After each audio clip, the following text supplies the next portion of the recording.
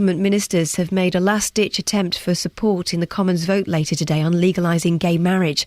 The Chancellor, George Osborne, the Foreign Secretary, William Hague, and the Home Secretary, Theresa May, have written an open letter saying the change is the right thing to do at the right time. It's thought as many as half of Conservative MPs will oppose the legislation. The organisers of the Hertfordshire-based Rhythms of the World Festival are determined it will be back next year. The summer's event's been cancelled this year after the owners of Hitchin Priory refused to host it. Kath Cole is on the festival's organising committee. We've had 5 very, very good years at Hitchin Priory, and the team there have been really supportive of us. But yeah, unfortunately the wet weather did take its toll last year. There was some damage to the ground, which obviously we've repaired, but that has taken its toll, and that was a factor or the major factor in us not being able to return there. A Hertfordshire teenager who accidentally invited thousands of Facebook users to his 21st birthday parties, urging others to be more cautious online. Ollie Borman from Welwyn was charged with causing a public nuisance in September. He'll be talking live to Iain Lee after 7 o'clock as part of Safer Internet Day. Finally, the lead singer of the band The Trogs, Reg Presley, has died at the age of 71. The group were best known for the worldwide 1960s hit Wild Thing. In a 1994 cover of their song Love Is All Around by Wet, Wet, Wet, stayed at number 1 for 15 weeks. Reg Presley had retired last year after being diagnosed with lung cancer. Finally, in sport, a man's been arrested on suspicion of assault after an incident involving Wycombe Wanderers goalkeeper Jordan Archer during their 1-0 win at Gillingham. The player didn't receive any treatment and wasn't hurt and carried on for the remaining few seconds of the match. As for the weather, bright spells and light snow showers with a top temperature of 5 degrees Celsius. That's 41 Fahrenheit. There's more news and sport online at bbc.co.uk/3 counties. BBC 3 Counties Radio, first for news.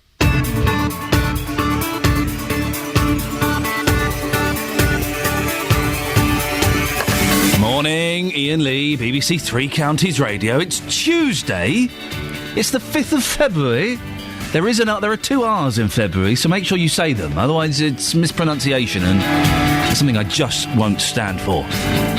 Lots coming up on the show this morning, as always. Keen to get your opinions and your input onto this nonsense, including elderly residents in Kempston say they are angry over plans to force them out of sheltered accommodation. They don't want to leave. We'll hear their story next. This is a story that's got me fascinated. Former Energy Secretary Chris Hoon lied about asking his former wife to take speeding points for him. It's a fascinating story. The texts between him and his son are incredible. But the question I want to ask you today is, what have you lied about in the past? I've got a good one. I've got a good one. I know that Catherine Boyle has as well, and so does Kelly Betts, who sometimes works on the show when she turns up. And the Rhythms of the World Festival in Hitchin is off this year. We hear from the volunteers who say they are devastated it's not going ahead. They were on this show a few months ago saying it was definitely going to happen. They just needed to find a bit of land. And obviously, they couldn't. Facebook.com/BBC3CR is the place to go. Lots of you arguing on there. It's great. I enjoy seeing you kind of put your points forcefully. What the hell? I like seeing you argue on there. Don't be rude. No indoor language, please. Nothing personal, but it's great to see you arguing. It's what the internet was invented for. Keeps you young and alive. You can also text, but I'm only reading out texts that have got your name on. Or a name. Just put any name on. I don't care. A name. 81333. Start your text 3CR. But always, the best way to get in touch, particularly at this time of the morning when all of the lines are free. Give me a phone call. 08459 455 555. BBC 3 Counties Radio. Now, elderly residents in Kempston who are being forced to move from their homes say it's so their housing association can rent out the homes to families instead for more money. Bedfordshire Pilgrims Housing Association, which looks after Williamson Court, wants to redevelop it into family housing. Well, the residents have been given compensation to help them move. It'll affect more than 30 people in all, including 87-year-old Doris Bennett. I thought I was here for the rest of my life. Boilers keep conking out or something. You have to keep supplying new heating system. And they say that's too expensive to do. It ain't. It's all money in the end. Apparently they're paying us out compensation. But I don't want compensation. I want to stay here. Would that help you along, though? Do you think it will help? Well, yes, is it good of them? They're going to have somebody to pack it all for us. They're going to have somebody else to do something else. but they're taking that money out of your compensation money. So you're not really left with that figure at the end of the day? Of course you're not. Everything's handy.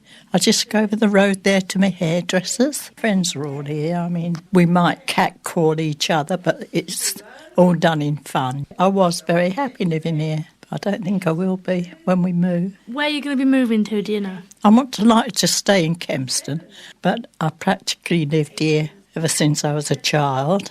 I'm more or less established here, you know what I mean? And what about your family? Are they close by as well? The eldest one lives in Rushden and the other one lives in Roxton. Well, they'll be helping me, yeah. It's Doris Bennett talking to our reporter Serena Farrow, one of the residents, Doris obviously, not Serena, one of the residents who's being forced out of sheltered accommodation in Kempston. Well, we're joined now by Norman Freeman, who's a resident there. Morning, Norman. Good morning, Iain. How long have you lived there for? July 1993, over 19 years. Blimey. And Norman, I'm going to ask you a personal question. Tell me to get knotted if you want. Mm-hmm. How old are you, sir? 79 on Valentine's Day next week. Hey, that's not romantic birthday. Oh, yes. Ooh. So how do you feel about being forced out of your home, Norman? I feel let down.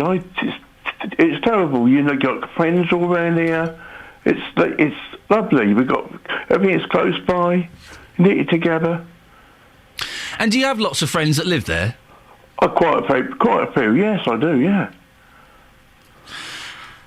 When did they tell you were going to be forced out? Did you get a letter? Did you get a phone call? What happened? We was notified it might be last year. Yeah. And we knew, because I always had contact saying what they were going to build houses and flats here, what was the rumours, but we officially found out last week. And what was it, a letter? A letter. See, that's a not... letter put through our letter boxes. Then we had a meeting the following day. They come and met us last Thursday. So you get a letter saying this house you've lived in for 20 years, thereabouts, you're getting booted out. Mm-hmm. How did that make you feel? Terrible. Everyone was there, and everyone's been down in Willesden Court here for over a week now. They're all miserable. We don't see the same. When do you have to move out? Have they given you a date? We don't know. They're not going to start knocking it down and redevelop it until everyone is moved out. Whether it takes a year, I suppose. Well, they said the next 3 months, but they said they're not going to do anything until the last person's moved out. You should all lock yourselves inside, Norman. Board up the doors. I know that. Yeah. Squatters' rights. I know. Well, there's people 90 odd in here. Yeah. 4 of them. They don't even get the rooms. What's going to happen to them? Where are you going to go, Norman? I have no idea. I put down to Woburn Court, but Woburn Court is like this one. If we move there, what's going to happen if that's going to close in 2 years' time? It's the same as this, almost the same development as this. Have they told... Because they're going to offer you compensation, haven't they, to help you move? Mm-hmm, yeah. Have they told you how much you're going to get? £5,100 and £900, I think, for... for the removal. £6,000. So £6,000? Mm-hmm.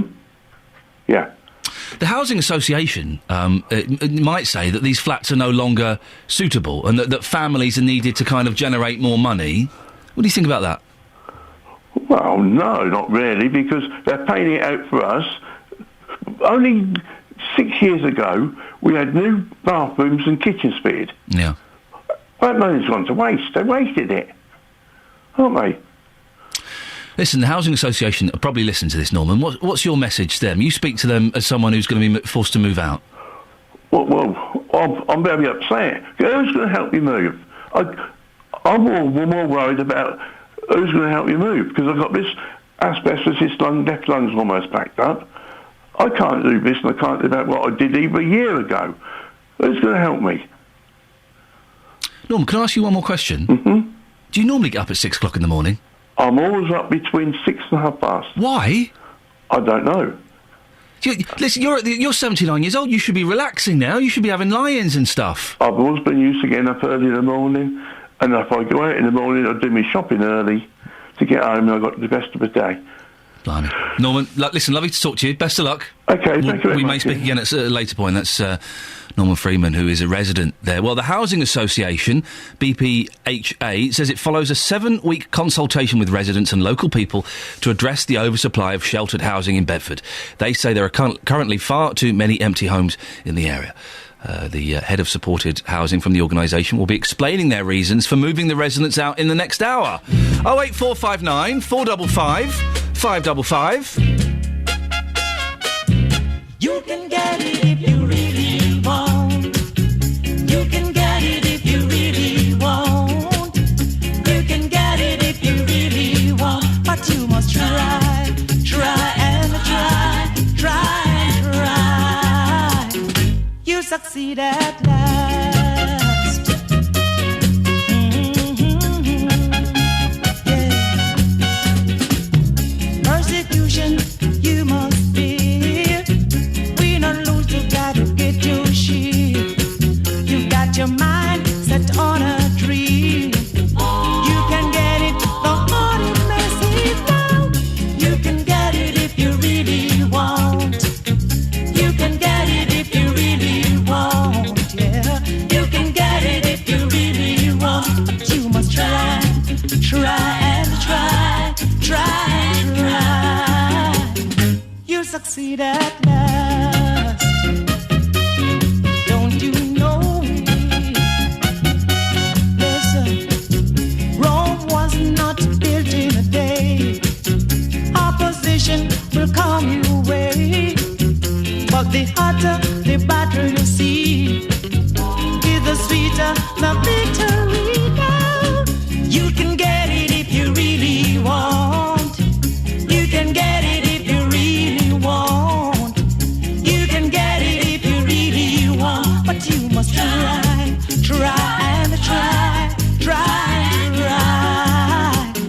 You'll succeed at last.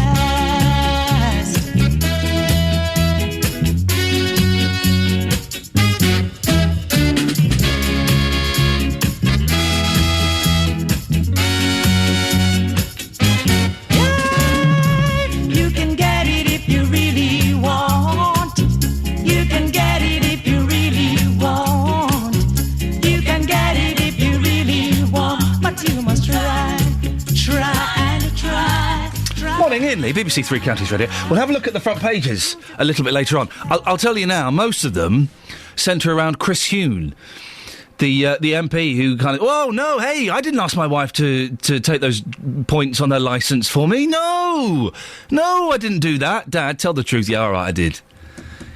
It's an incredible story. I mean, the question I want to ask today around this is, what lies have you told? I'll be honest, I've told some corkers. Just think about it for a second. We've all done it, haven't we? Small ones, big ones, some as big as your head. 08459 455 555. What lies have you told? Maybe you just thought it was, it was a good lie to tell. It didn't cause any damage. Or maybe it was wicked.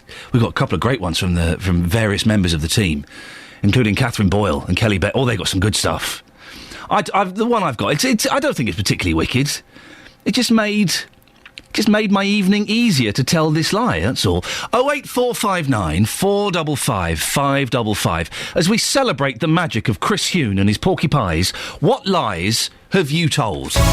Right, travel news now, here's Sophie Tyler.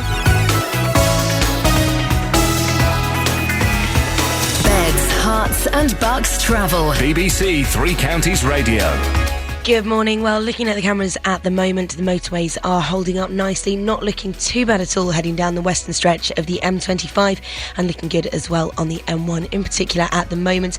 The usual trouble areas not causing too much of a problem actually. The A414 and the A405 looking good at the moment, and heading through Dunstable, the A5 also looking fairly nice. Usually have some problems there around this sort of time in the morning, but is holding up well.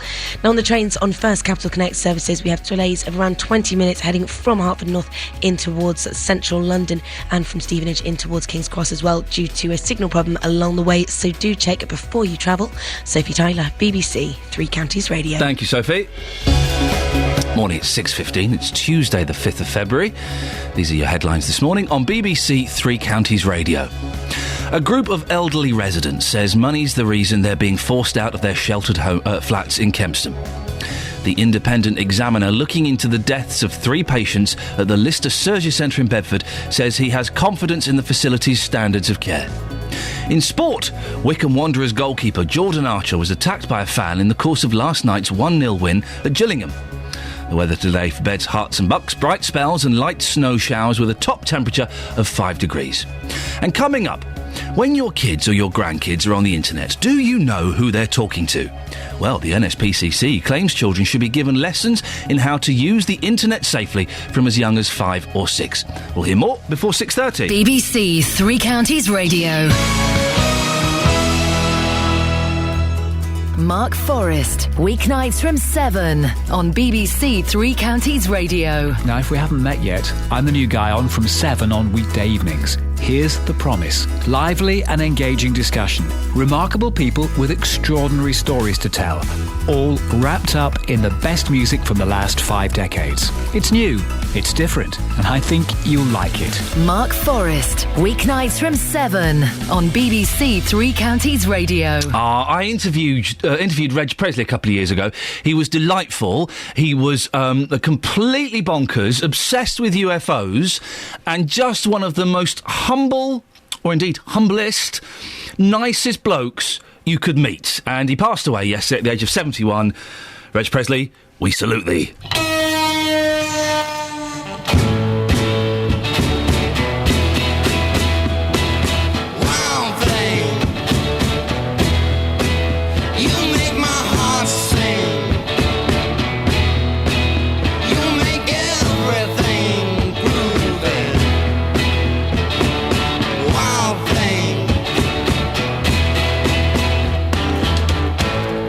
Wild thing, I think I love you, but I wanna know for sure. So come on and hold me tight. I love you.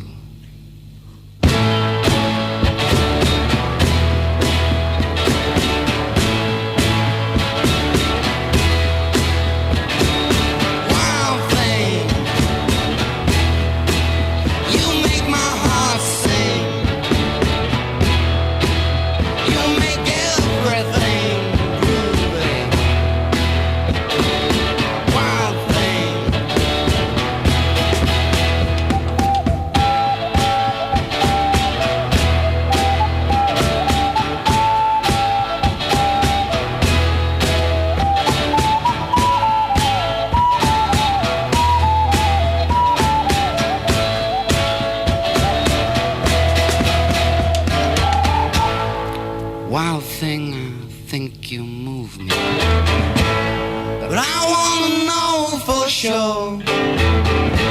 So come on and hold me tight. You move me.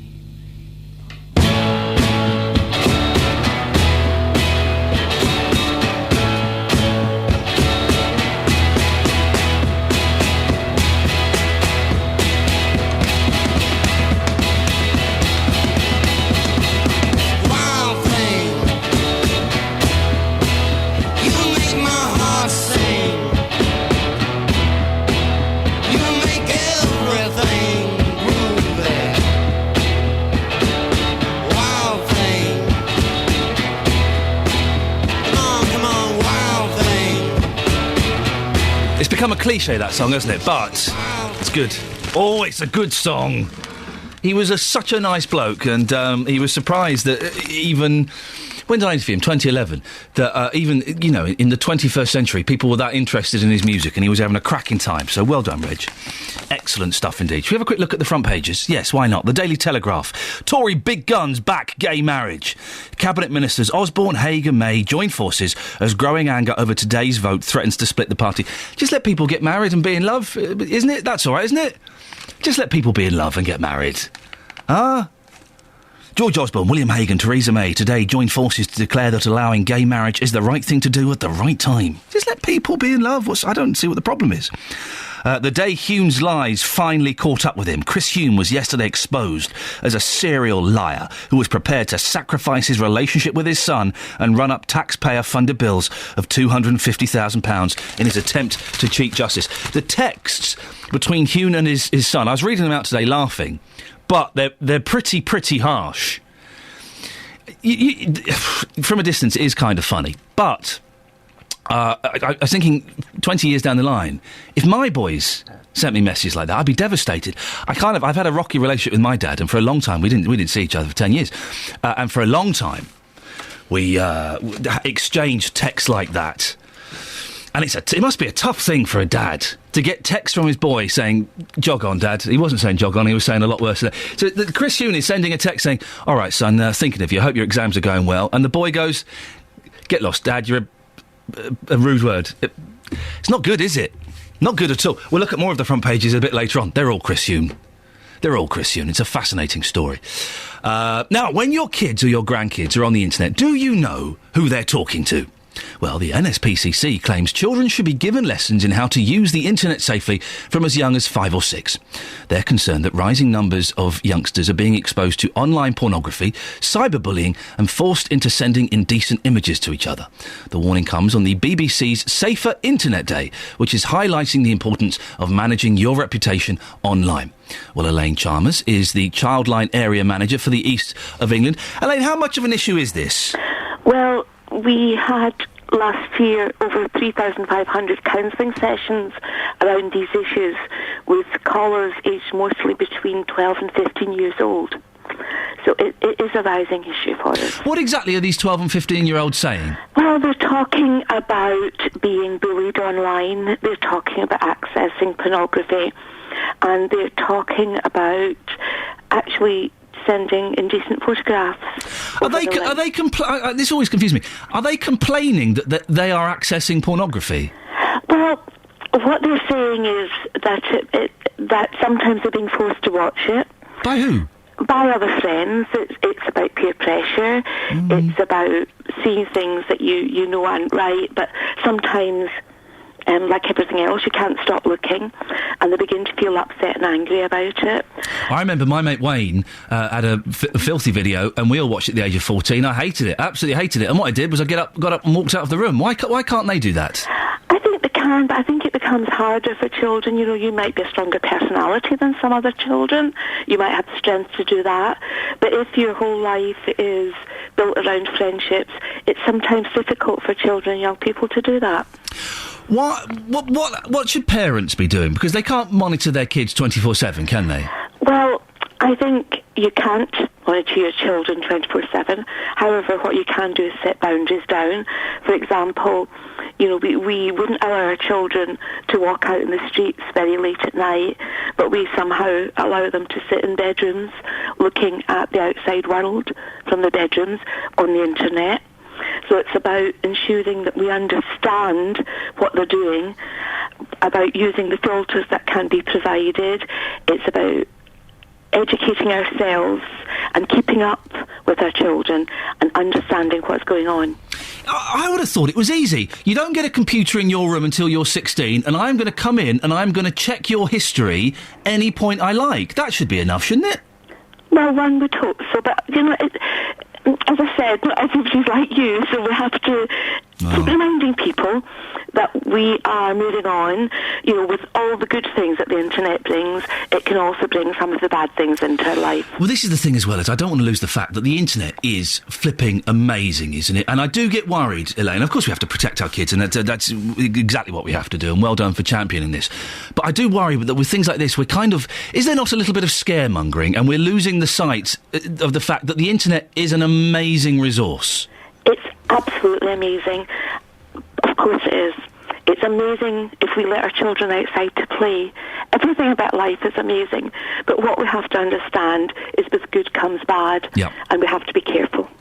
With great power comes responsibility, or whatever the line is. The NSPCC is calling for lessons to be given to 5 and 6-year-olds on how to use the internet safely.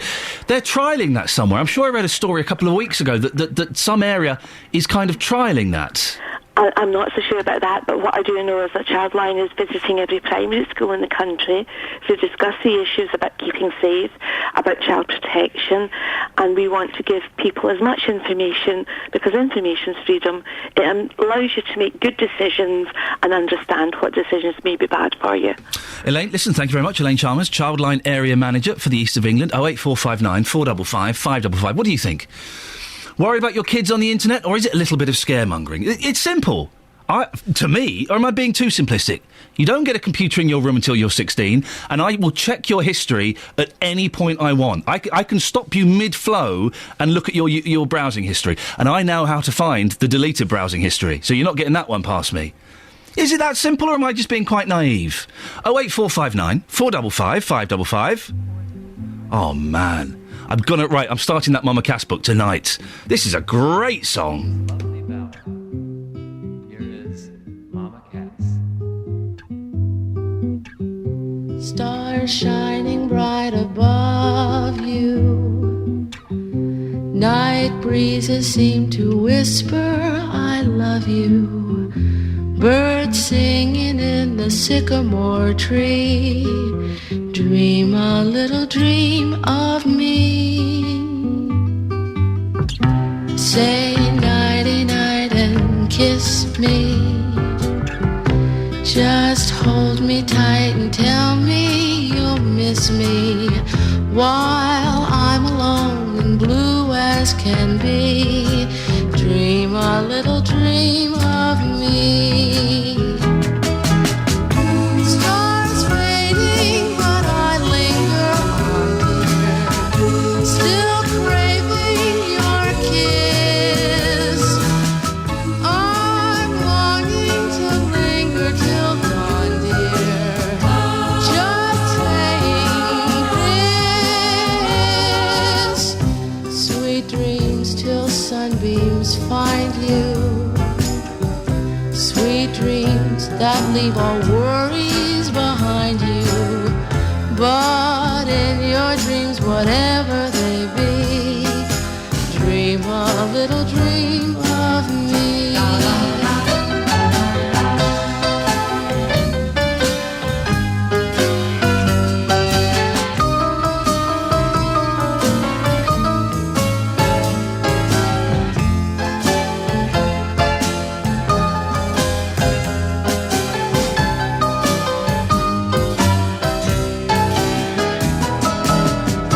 Stars fading, but I linger on, dear. Still craving your kiss. I'm longing to linger till dawn, dear. Just saying this. Sweet dreams till sunbeams find you. Sweet dreams that leave all worries far behind you. But in your dreams, whatever they be, dream a little dream of me.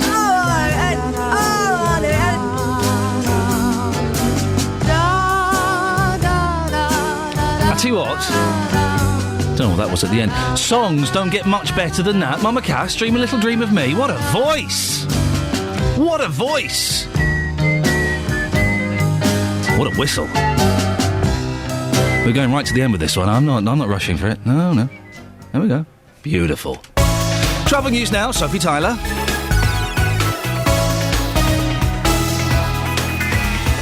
Beds, hearts and bucks travel. BBC Three Counties Radio.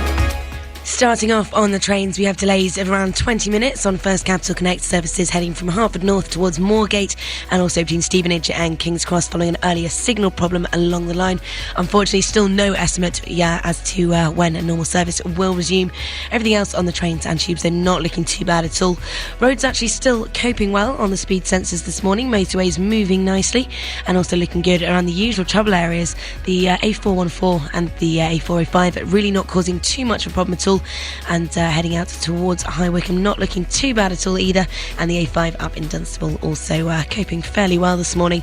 Everything else not looking too bad at all either. Sophie Tyler, BBC Three Counties Radio. Thank you very much, Sophie. I want your lies this morning, dear listener. Chris Hume been found guilty of lying. What lies have you told? 08459 455 555. And Catherine Boyle, I want to hear yours after this, please. Getting beds, hearts and bugs talking. This is BBC Three Counties Radio. Good morning, it's 6:30. The headlines. A group of elderly residents say money's the reason they're being forced from their sheltered flats in Kempston. The independent examiner into the deaths of 3 patients at the Stevenage Surgery Centre says he has confidence in the facility's standards of care. And 3 of the most senior government ministers have made a last-ditch appeal for support in the Commons vote later today on legalising gay marriage. Beds, Hearts and Bucks Sport. BBC Three Counties Radio. A man's been arrested on suspicion of assault after an incident involving Wycombe Wanderers goalkeeper Jordan Archer during their 1-0 win at Gillingham last night. The player didn't receive any treatment and wasn't hurt, and he carried on for the remaining few seconds of the match. Stevenage manager Gary Smith is likely to make changes to the team for the visit of Notts County tonight in League One. Borough lost again at the weekend and haven't won at the Lamex Stadium in the league since October. Smith says their home form must improve and is asking the home fans for their continued support. I think the fans have been terrific with the group. A lot of other teams, I think, will have come under a hell of a lot more pressure than our guys have. The only thing I would ask is that they continue to be that way. The players are fully aware of how poor our form is here, and it is that poor. And the Saracens and England winger Chris Ashton's been praising his teammate for both club and country, Owen Farrell. The pair played in the opening Six Nations win against Scotland at the weekend. Ashton scored one of the tries and Farrell kicked 18 points. This weekend it's a trip to Ireland, and Ashton says Farrell's in tremendous form. The pressure he puts on himself is exceptional, really, for a lad such a young age. The way he kicks and the way he's just putting us around the field, I think the forwards are helping him a lot as well. But yeah, he's doing a tremendous job at the minute. England's cricketers beat a New Zealand 11 by 46 runs in their opening 2020 warm-up match at the Cobham Oval. Joss Buttler top-scored with a 21-ball half-century as he made an unbeaten 57, while Owen Morgan was also unbeaten on 48. England captain Stuart Broad took a hat-trick on his return to action after a heel injury. And that's your latest news and sport. More from me at 7 o'clock. God, we're discussing lies this morning, Catherine. Yeah. We're celebrating the magic of the lie after Hoon has been busted. What lies have you told? I bet you told loads. Well, yeah, when I was a kid I didn't realise I was lying. I just thought I could do things that I couldn't. So Yeah. I once told the teacher I could play the piano. And was called up in assembly to do so. You got busted? Yes. What did you do? Did you sit there and hope that some divine intervention would allow you to play that piano? No, I just played it. Badly, like a chimp. But I played it and went back to my seat in silence. That's terrible. All the other kids got a lolly. So tell me the Monkhouse one. I love this. The Monkhouse one, I was in a choir once when I was about 14 and Bob Monkhouse was presiding over this event in sort of outdoor garden party fashion. And my friend Jackie said, I really want his autograph.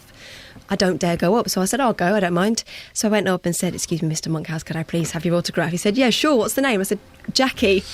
At which point I thought he'd sign and hand over. Yeah. No, he introduced me to his wife. Oh, hey, my wife's also called Jackie, and we had a bit of a conversation. You lied to Monkhouse? Oh, I felt such a fraud. Iain Lee is moyn bachatarum. I was trying to be... say.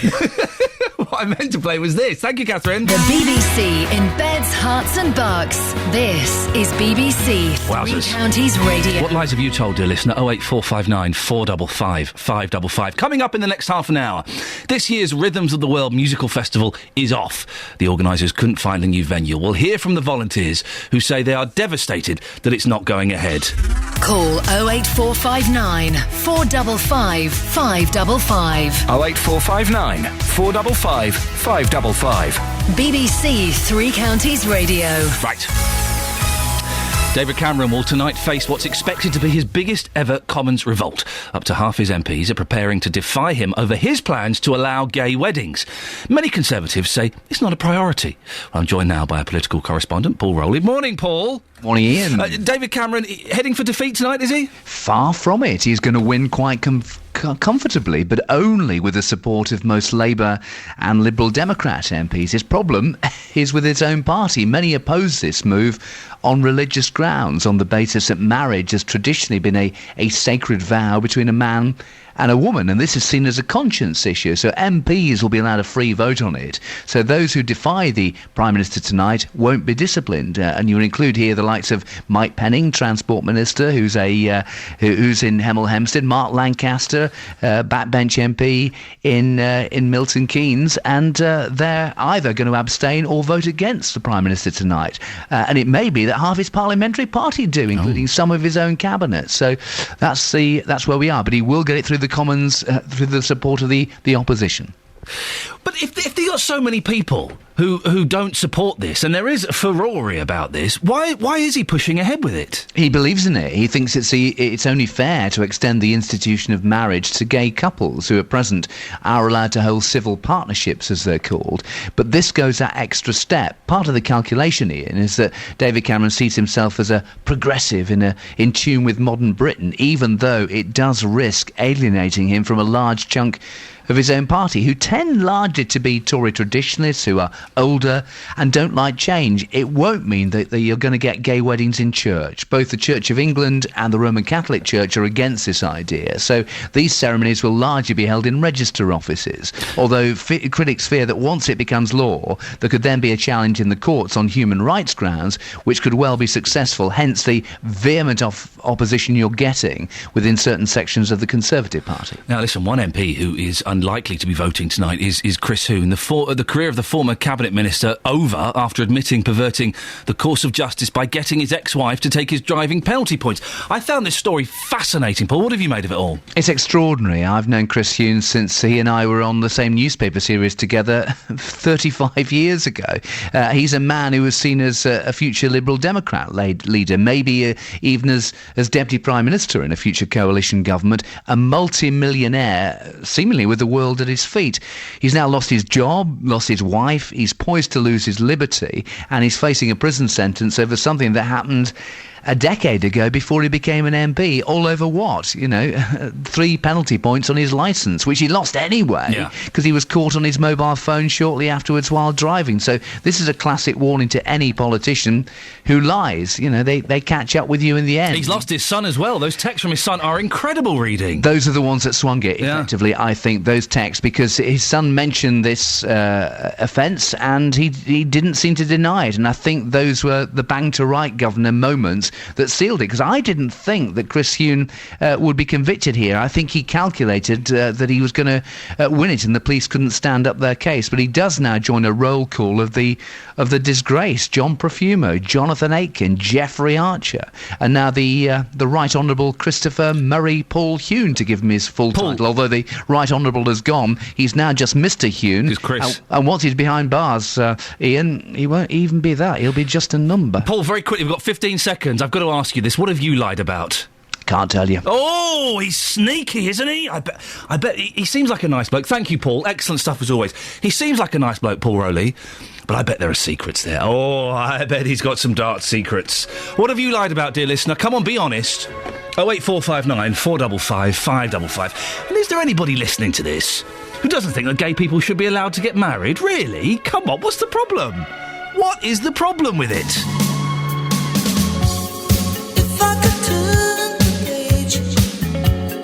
Tell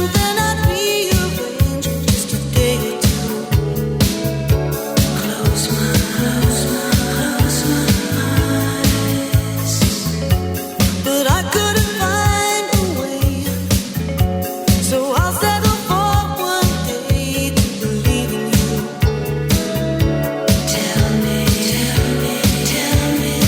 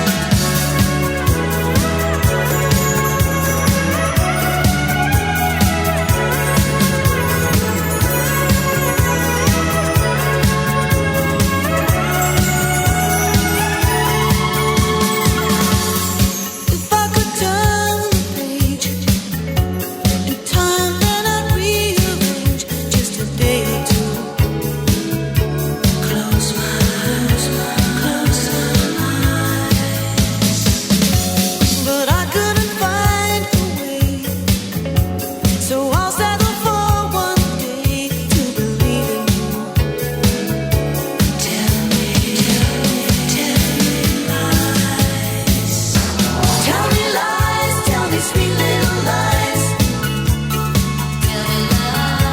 Tell me lies. Oh no, no, you can't disguise. You can't disguise. Tell me lies, tell me sweet little lies. Tell me lies. Oh no, no, you can't disguise. Right, I said we'd have a look at the front pages. We've done the Telegraph. Let's have a look at the rest, shall we? You see what they've done there? Very clever. Very clever. We're talking about lies, and we just played a song that's got the word lies in it. That's very, very predictable. Clever. Now, The Guardian. The whole front page is Huhne. Destroyed by a 10-year lie. Huhne faces jail after admitted speeding dodge. Ex-Lib Dem cabinet minister quits politics, and text revealed in court expose scale of family rift. The texts between him and his son are incredible. And I was reading that this morning and chuckling, but they're not funny. I've sent a few texts like that to my old man in the past. We're cool now, but in the past I have done. But imagine getting texts like that from your son. Hello, son. Hope you're doing well in your exams. Thinking of you. Naff off, Dad. Didn't say naff. Yeah, it said the other word. The Independent. There's a shot right up Chris Huhne's nose. He's got a hairy right nostril. Thank you, Independent, for that. Ruined for 3 penalty points. After 10 years of deceit, 2 years of brazen denials, the disintegration of his family, and a year of legal wrangling that cost £500,000, the former cabinet minister Chris Huhne pleads guilty to perverting the course of justice over a speeding offence, and now faces jail. They're also talking about gay marriage, the final showdown, last-ditch lobbying as MPs prepare for historic vote. Really? I cannot see what the problem is in gay people getting married. All they're doing is going, hey, do you know what? I love this person and we're going to make a commitment to stay together for the rest of our lives. It might not work, but we're going to have a darn good go at it. That has to be celebrated, doesn't it? 08459 455 555. The Times, more about Hoon. ITV is going to screen a new version of Thunderbirds. Oh, please. The first one was rubbish. Thunderbirds are go for TV comeback, page 3. Computer technology means 60s puppets will be able to show emotion for the first time. Oh, it's going to be awful. The original Thunderbirds was awful. One of those terrible programmes that everyone goes, oh, Thunderbirds? Stingray? Fireball XL5? No. Rubbish. Absolute tosh. And also on the Times, Alfred the Great next in line to be dug up. After the car park king comes the cemetery sovereign. The remains of Richard III were confirmed yesterday, but archaeologists are already looking to track down the next lost king, Alfred the Great, reputedly buried in an unmarked grave in Winchester. Oh, for goodness sake. Really? Got better things to do with our time, haven't we? Digging up dead kings. The Daily Express, Liar Hoon is facing jail. Text from son, snare MP over speed ban dodge. And beware, winter blasts back. Motorists face more misery today with warnings of snow chaos. Now, is that a picture? Is that a current picture or is that an old picture? I think that's an old picture they put on the front page. That's cheating, isn't it? Then you turn to page 3 to follow the story, and you see Destiny's Child have reformed, the group with Beyoncé. And it is great to see that Beyoncé, who is a devout Christian, is showing her respect to God by dressing like a prostitute. Because that's what she's done. I like Beyoncé. Listen, I think Beyoncé's brilliant, and she's doing a world tour. Me and the missus, we're going to go. We're not paying £1,000 for the front row seats. You can forget that. Jog on, love. But we will probably go. But she is always banging on about how she loves Jesus, and she's a devout Christian. She dresses like a cheap hooker. Is that really what God wants? I don't know. The Daily Mail, the man who ran out of lies, Chris Huhne. And The Sun, Evan sent DJ Chris Lineker and TV Pierce pay for Gaza US rehab. Alcoholic Paul Gascoigne jetted to the US last night after star friends led by DJ Chris Evans teamed up to pay for emergency rehab. Great story. He'll only dry up if he wants to dry up. I suspect he doesn't want to, so you can throw as much money as you wanted it. It won't necessarily solve the problem. And, you know, good that attention has been drawn to it, but what about all those people that haven't got multi-millionaire showbiz friends to help pay for them to have treatment and suffering? You see? 08459 455 555 6:45, travel news now, Sophie Tyler. Beds, Hearts and Bucks travel. BBC Three Counties Radio. Starting to look a little bit busy now, anti-clockwise on the M25 between 26 at Waltham Abbey and 25 at the A10 for Enfield. Also building up as well, approaching 21 at the M1 there. Now the A405 North Orbital Road also looking heavy on the speed sensors at the moment, just approaching the M25 junction 21A at the roundabout there. Everything else on the roads not actually looking too bad. The rest of the motorways are coping fairly well this morning. But on the trains, don't forget, we do have delays of 20 minutes on First Capital Connect between Hertford North and Moorgate, and Stevenage and King's Cross following a signal problem along the line. So do check before you travel this morning. Sophie Tyler, BBC Three Counties Radio. Thank you, Sophie. Morning, it's 6:46. It's Tuesday, the 5th of February. These are your headlines this morning on BBC Three Counties Radio. A group of elderly residents says money is the reason they're being forced out of their sheltered accommodation to make way for families. An independent examination into the deaths of 3 patients at the Stevenage Surgery Centre has found no fault with the way they were treated. In sport, 4-time Olympic medalist Rebecca Adlington is expected to confirm her retirement from swimming later today. Coming up, this year's Rhythms of the World Musical Festival is off. The organisers couldn't find a new venue. Well, before 7, we'll hear from the volunteers who say they're devastated it's not going ahead. But before that, let's get the weather. Here's Kate Kinsella. Beds, Hearts and Bucks weather. BBC Three Counties Radio.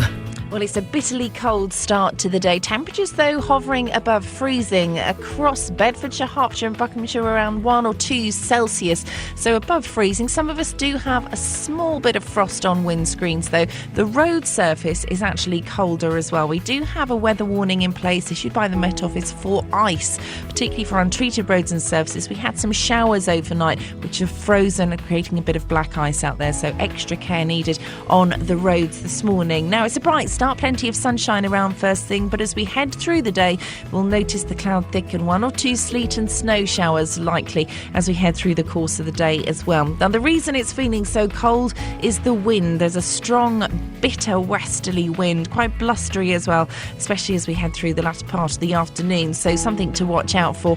Wrap up warm, very, very cold out there. Now, temperature-wise, we're looking at a maximum of 4, possibly 5 Celsius. That's 41 degrees in Fahrenheit. Now, overnight tonight, we'll continue to see some sleet, maybe some rain towards lower levels. As we head out towards the Chilterns, however, the higher ground, we could see some more in the way of snow. Nothing too dramatic, but we could get a light covering. That really from this afternoon onwards. But overnight, it will gradually move out of the way. Strong winds continue with possibly some gales towards the early hours of tomorrow morning. Minimum temperature just 1 Celsius, that's 34 degrees in Fahrenheit. And the outlook for the rest of the week, we are hanging on to these very cold temperatures and also the wind for a while as well.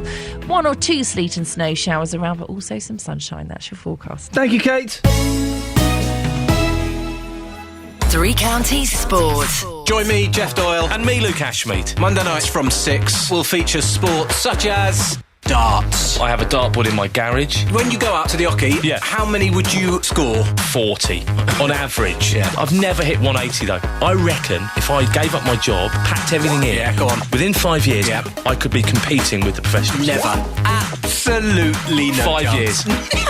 Three Counties Sport. Monday nights from 6 on BBC Three Counties Radio. I am Luke the Force Ashmead. No. Organisers of the Rhythms of the World Festival in Hitchin are determined to find a new venue for next summer after being forced to cancel this year's event. Having been prevented from staging it at Hitchin Priory, attempts were made to secure a different site without success. It's disappointing news for some local traders and residents. My name's Lewis Page, I'm from Hitchin. I work in the Cafe Region town. I'm disappointed they've cancelled it because I can't go to it and I love it. It hasn't been the same since they moved it from the town centre and put it in the Priory, because before that I think it was Europe's biggest free music festival. But in terms of work here, Rhythms of the World, because everyone's in town, and then because they're normally very drunk when they leave, then they don't really come here because it's a restaurant. Like you get a couple of people coming in, I'll have a cappuccino, but apart from that, it's pretty dead. And would you like to see it return? Yeah, 100%, definitely. It's like one of the highlights of the year in Hitchin. I'm not happy because I think Rhythm of the World is something that everyone look forward to every year. And looking forward to something every year and it just cancelled because they ain't got a venue. I think that they should bring it back to where it was for the community. In the community, there's a lot of ethnic minority people around here and they always look forward to Rhythm of the World every year. Do you think that's feasible, having it all over the town again? I think that would be very, very good for the community to not have it in the Priory, because when it was right around the town, everyone used to have more fun, enjoy it. You could go where you want to go. And I think when they put it in the Priory, I think that was a bad idea. And it will affect your business, will it? It would affect my business because I'm a trader. I do Caribbean food, and I would like it to be on because I look forward to that little day in the summer every year. And things is really tight at the minute. So Rhythm of the World being cancelled is like, whoa, it's where you're going to really try and make up something for the business. Business is really slow at the minute. It's kind of sad because Rhythms is really good, but I kind of understand why they've done it. Like the amount of people that come every year, especially last year, and there's just more and more people coming, which I guess is why they moved it to Priory in the first place. But they're not going to make as much money if they move it back into town. Would you like to see it continue in future? Yeah, it's really fun. It's really good, and it's really sad that it's not happening anymore. What's the best thing about it for you? General music, and everyone's there, all your friends are there at the same time, and it's just really nice to spend a weekend with everyone and listen to music at the same time. How do you feel about it? The atmosphere there is really good, so not having that to look forward to in the summer's not really going to be the same without the festival this year. Does it come as a surprise to you that it's had to be postponed? Yeah, because I just thought that quite a lot of people care about it, so quite a few people would have tried to make it work. Well, Nick Kozak has volunteered at the festival and is part of the band The October Game, who have played there many times. Morning, Nick.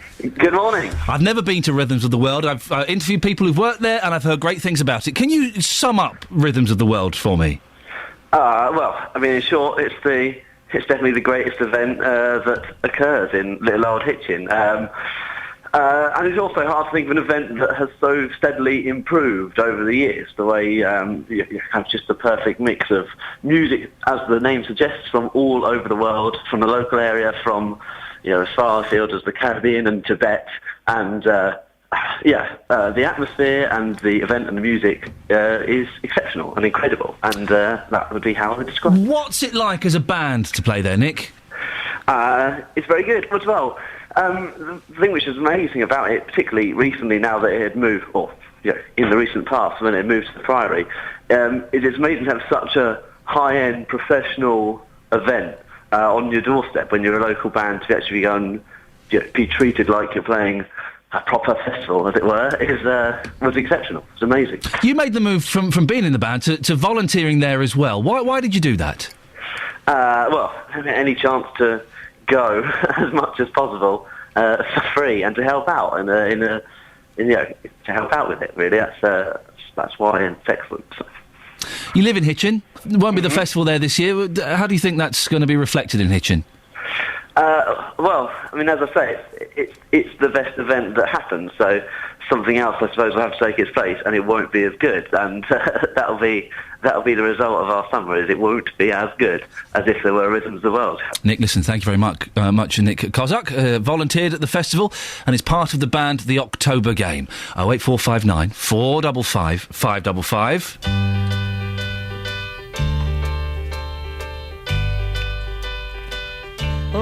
I could hide neath the wings of the bluebird as she sings. The 6 o'clock alarm would never ring, but it rings and I rise, wipe the sleep out of my eyes. My shaven razor's cold and it stings. Cheer up, sleepy Jean. Oh, what can it mean to a daydream believer and a homecoming queen? You once thought of me as a white knight on his steed. Now you know how happy I can be. And our good time starts and ends without dollar want to spend. But how much, baby, do we really need? Cheer up, sleepy Jean. Oh, what can it mean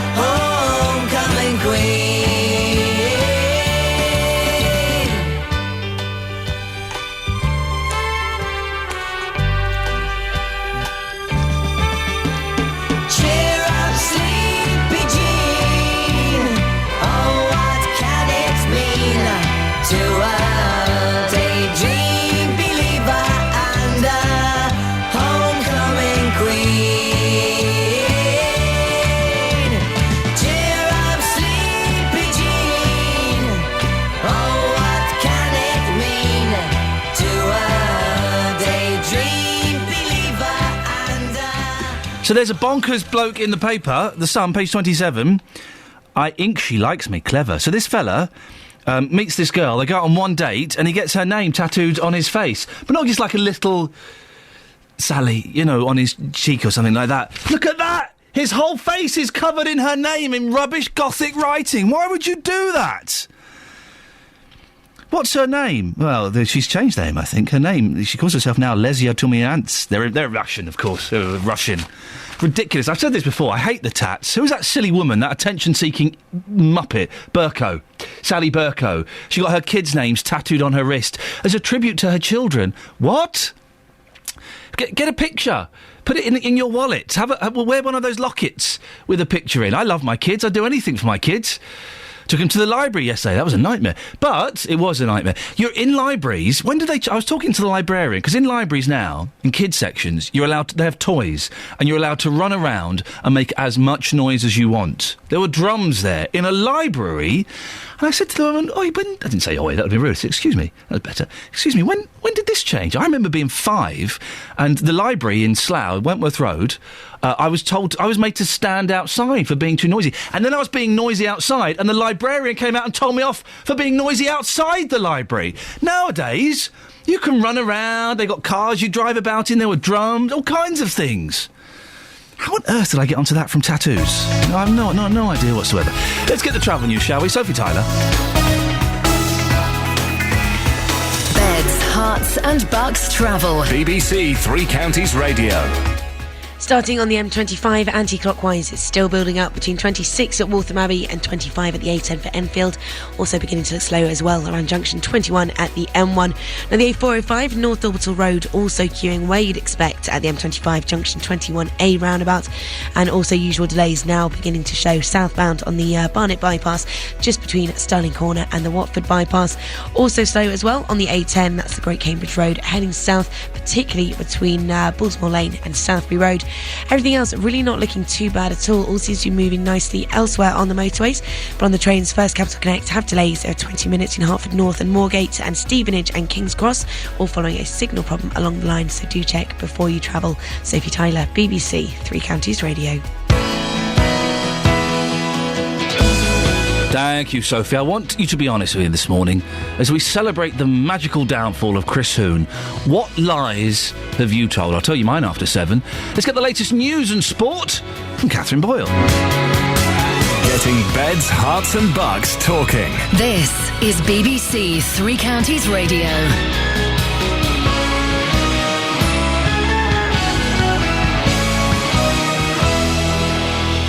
Good morning. The headlines. Elderly forced to make way for families. Independent report backs Stevenage Surgery Centre, and fan arrested for attack on Wickham goalkeeper. BBC Three Counties Radio. The elderly residents of sheltered flats in Kempston say money's at the root of plans to force them from their homes. Bedfordshire Pilgrims Housing Association are planning to redevelop Williamson Court to accommodate families on their waiting list. It means around 30 pensioners, like 79-year-old Norman Freeman, will have to find somewhere new. But we officially found out last week. I felt let down. It's terrible. You got friends all around here. It's lovely. We got everything's close by, knitted together. Terrible. Everyone was down. Everyone's been down in Williamson Court here for over a week now. The independent examiner looking into the deaths of 3 patients at the Lister Surgery Centre says he has confidence in the care they received there. As part of his investigation, Dr Alan Fletcher is calling for a number of improvements, but Stevenage MP Stephen McPartland believes the problems highlighted by the report mean the facility should go to the NHS to control. 3 of David Cameron's most senior ministers have made a last-ditch attempt to persuade scores of Conservative MPs to drop their opposition to the government's proposals for gay marriage in a vote in the Commons later. Here's our Deputy Political Editor, James Landale. This afternoon, MPs will at last vote on the Marriage Same-Sex Couples Bill, the legislation that would allow gay couples to marry. It's a free vote, so MPs can, in theory, do what their consciences and not what their whips dictate. But that hasn't stopped the Conservative leadership trying to win over sceptical Tory MPs. George Osborne, William Hague and Theresa May say in a letter to the Daily Telegraph that gay marriage is the right thing to do at the right time.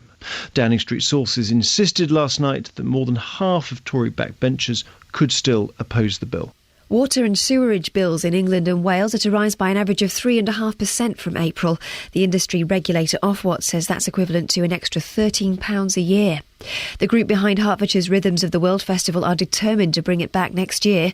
This summer's event's been called off after the owners of Hitchin Priory refused to host it. One of the festival's organisers is Kath Cole. We are looking at all sorts of options. There were some very good reasons for us having to move out of the town centre, and I think as time's gone on, some of those have been forgotten. So our motto, never say never. We could never have the sort of festival that we used to have in the town centre. A Hertfordshire man who accidentally invited thousands of Facebook users to his 21st birthday party is urging others to be more cautious online.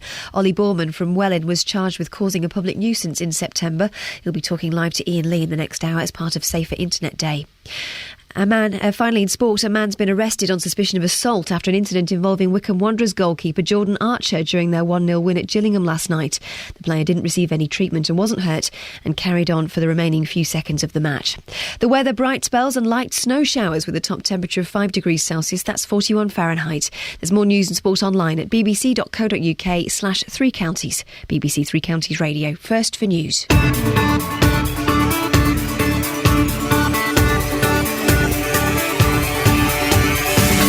Morning, this is Iain Lee, BBC Three Counties Radio. First hour's gone, what happened? I blinked and I missed it. If you've just joined us, welcome. Lots coming up. We're celebrating the magic of lies today. What's your lie? What have you told? I'll tell you mine in a little bit. It's nothing major. I didn't say I didn't know where the body was and I did. There was nothing like that. But I'll tell you in a bit. Other things we're covering between now and 8. People in their 90s are among residents who say they are being forced out of sheltered accommodation to make way for families. I'll be speaking to the Housing Association next to find out exactly what's going on. Ever found yourself sharing too much information on the internet? We're an idiot if you do. We're going to hear why a 21-year-old man from Hertfordshire wishes he hadn't put details on Twitter about a party he was planning. And this year's Rhythms of the World won't go ahead. Volunteers say they're really disappointed. The performance director will be joining me to explain why and telling me what's going to be happening next year. Lots of ways to get in touch. Facebook.com/BBC3CR. You can text, but do put your name on it, please. Otherwise, I'm not reading it out. 81333. Start your texts 3CR. Or you can give me a call. 08459 455 555. BBC Three Counties Radio. Elderly residents in Kempston who are being forced to move from their homes claim it's so their housing association can rent out the homes to families instead for more money. Norman Freeman and more than 30 others at Williamson Court are having to go elsewhere after Bedfordshire Pilgrims Housing Association decided to close their sheltered accommodation. Reporter Serena Farrow dropped by just as they were playing bingo. All the 8s, thank you, Wobbler. All the 4s, droopy draws. 4 and 3, 43. I was born and bred in Kempston. That's why I want to stay. It's closer to the town, and I've made a lot of friends here. I mean, we come down for bingo, we come down for cups of tea in the morning and afternoon. Very unfair. So where will you go? Have you got any idea? No, I'm waiting to hear from them. They're going to bring a list round of what's going. So have you got any family that could sort it out for you? Have you got to do it? I've got a good friend that helps me. They reckon it's because they got cut back on the wardens. Right. How many wardens do you have here now then? One. Not a regular one. We have one visit every day at the moment. And they reckon before I come here, the warden used to live on the premises. 6 and 5, the old age pension. 9. 7, 15, 5 and 6, and 8 and 7. Correct. You nearly missed it. I nearly called the next one. Norman Freeman. Near the longest, yeah. It'll be coming up to 20 years. So you're how old now? I'll be 79 in a fortnight on Valentine's Day. I don't want to move out of here or out of Kempston in any case. Someone says to you, what's so special about here? Why won't you move? It's convenient. You've got the shops close by, the bus service, friends, everything. Now we're going to move us, we don't know where. The onus is on you, isn't it? Yeah, we got a chance. I'll put down for free in Kempston. And have you got any family that are helping you? Not really. No. I've got a daughter I've seen once in 2 years. Oh. She's got in touch with me because I've been ill, haven't I? Yeah. And are you hoping Pilgrims will give you some help, though, and support you? I hope so, yeah. It's supposed to be, anyhow. They promised us, yeah. I used to put a light bulb in. I'll have a job to get up. No, I won't get up anymore. So you rely on the warden, don't you, really, coming around? Yeah. For you, it's going to be a major upheaval, but you have got all these other factors to consider, haven't you? You've got to have wardens. I suppose you can't be on a first floor, can you? You want to be on a ground floor. Ground floor, if possible, yeah. But they reckon these places should have a lift. That's another reason they're closing it down. It's out of date, this place, they reckon. They don't want to put no more money into the heating. So now they've asked us all to move out because they can't put no more money into the place. So do you think they'll get more money from families than they do from the older people, so to speak, mature people? Yeah, I think so. I mean, all the rent will be the same, wouldn't it? It would be like, some of us are on benefits and things like that, where your rent's not so high. We've got to find a place to move into, but I prefer to be up here because my son's up this end and I've got my daughter at the other end. It all depends what they've got. A bit hard, really. I mean, it's not fair, you know, you're not really having to give up a lot, you know. As far as I know, they're going to give you a list, and if you pick out from there, and then they'll go around with it and see what it's like. My son and daughter's going to do mine for me because I don't know where to go. And there's a lot of old ladies that have been here a lot longer than me, and I felt very upset over it. I've got enough of my health to worry about before all this business. And this stress doesn't help either. I think that's a lot to do with stress at the moment. Worrying, that's what it is, worrying. Well, Marie Taylor is the head of supported housing at the BPHA, Bedfordshire Pilgrims Housing Association. Why are these people moving, Marie? We've made a decision to close Williamson Court because it's not the modern kind of accommodation that we want going forward in the future. So what happens to these people? Well, we'll be able to rehouse all of the people, and we've got plenty of time to do it, so we'll be able to give them a choice. And I heard a lot of people there say that they'd like to stay in Kempston, and I think we'll be able to do that where people want to do that. How much time have they got? When do they have to move out? There's no deadline about when people have to move out. It takes as long as it takes. What, a year, 5 years, 3 months? What? You must have a schedule in mind. Well, usually it takes less than 12 months when we've needed to decant a scheme that we're going to redevelop, because we're going to redevelop the site. So it is about money? No, it's not about money. It's about actually providing modern homes for people. And Williamson Court, although a lovely scheme, doesn't reach those modern standards looking forward. But it's going to be replaced by family housing. I'm assuming there is more money in that for you? No, not. There's no more money? No. It's exactly the same or less? It's the same sort of arrangement. We'll replace it with more modern homes, right, with homes that will last further into the future. Okay. So it's a very strategic decision. So BPHA will not be making any more money than they're making now because of the family housing that's going to be built there? No. Okay. What about the compensation that these people are going to get? Well, because we're asking people to move home, we're paying them a disturbance payment to help them with all of the costs of moving, and we're also paying them a home loss payment because they are losing their home, and that compensates them for the inconvenience that we're causing. How much is that money altogether? Altogether, it's £6,000. Does that really compensate a 90-year-old who's lived in their house or their flat for 20 years, all the stress and the upset and the worry? £6,000? That's the figure that we've come to, and... How did you come to that?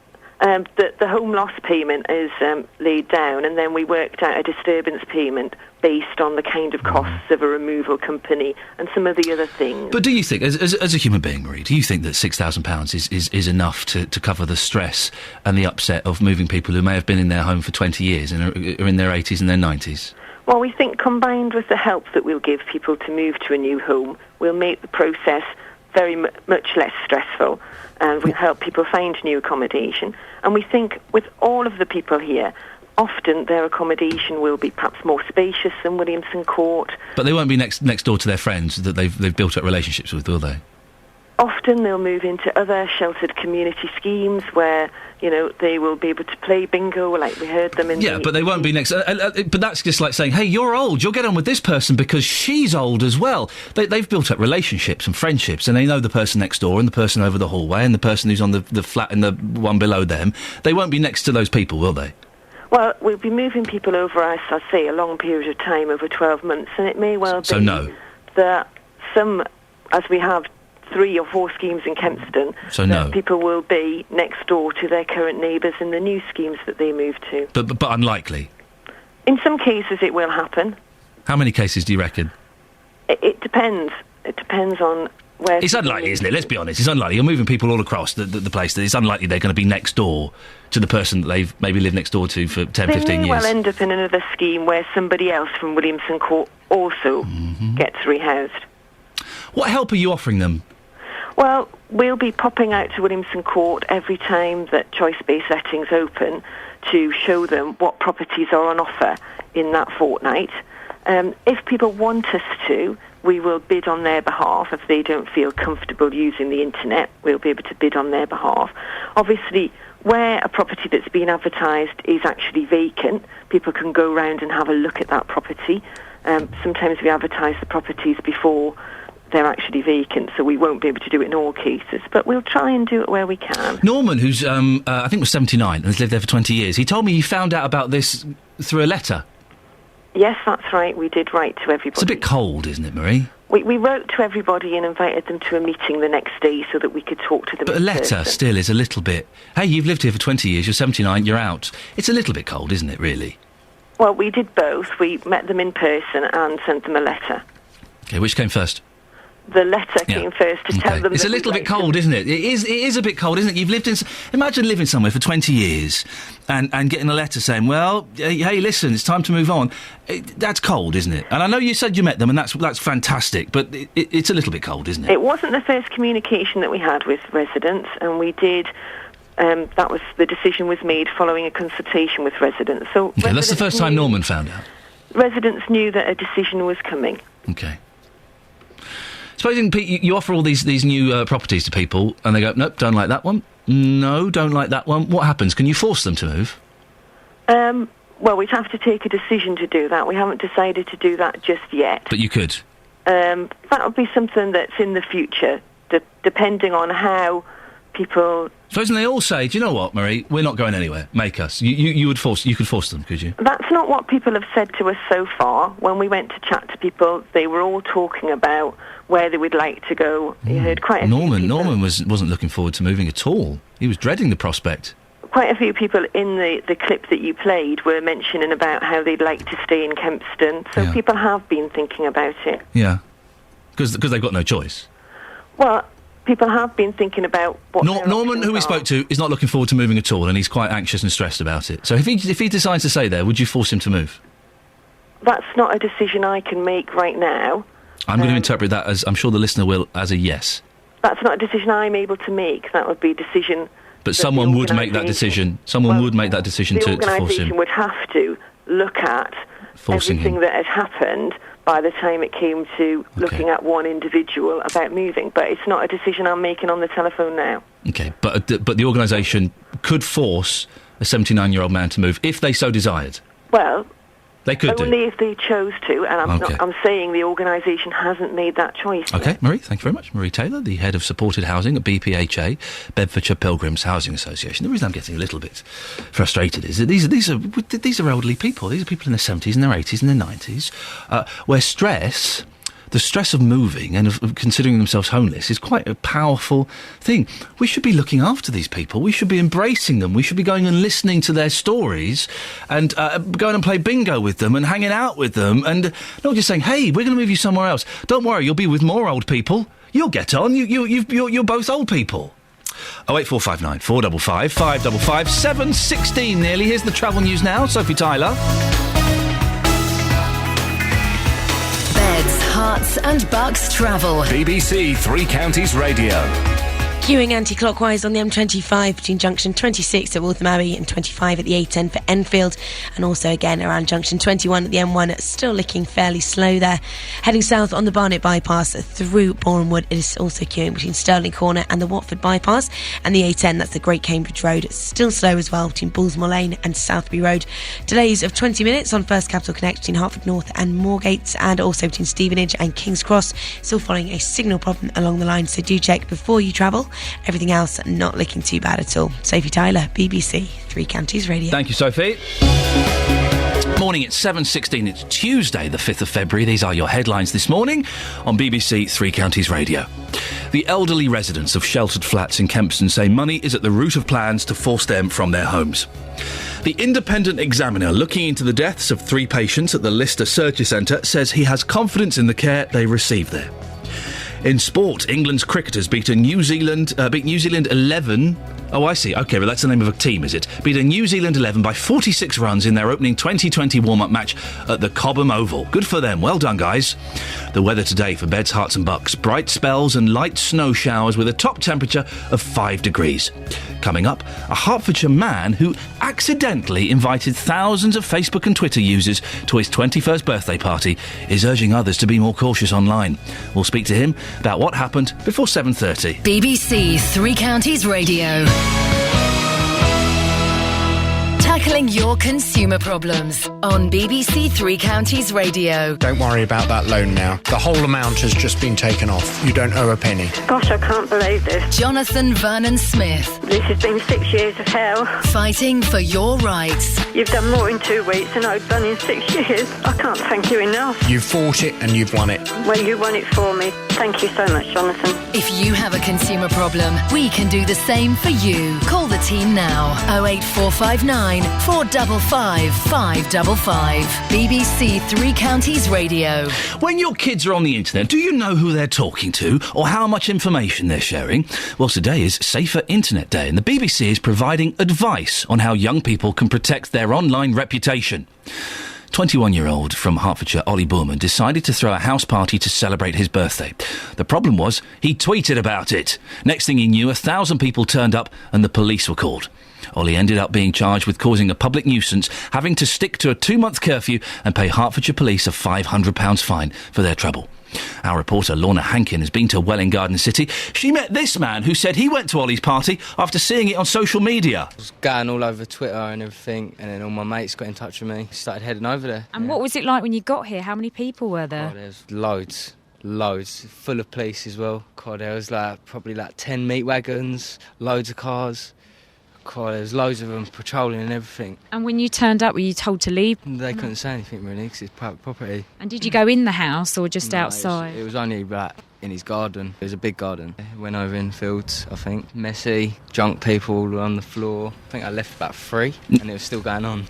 Then this neighbour came back from holiday the next day to find out what had happened next door the night before. We were on a holiday, and when we came back, the taxi driver that picked us up from the airport told us all about it, because he was the guy that was picking them up from the station and bringing them here. Bearing in mind the party was the day before, there wasn't one piece of paper, rubbish, everything had been cleared up.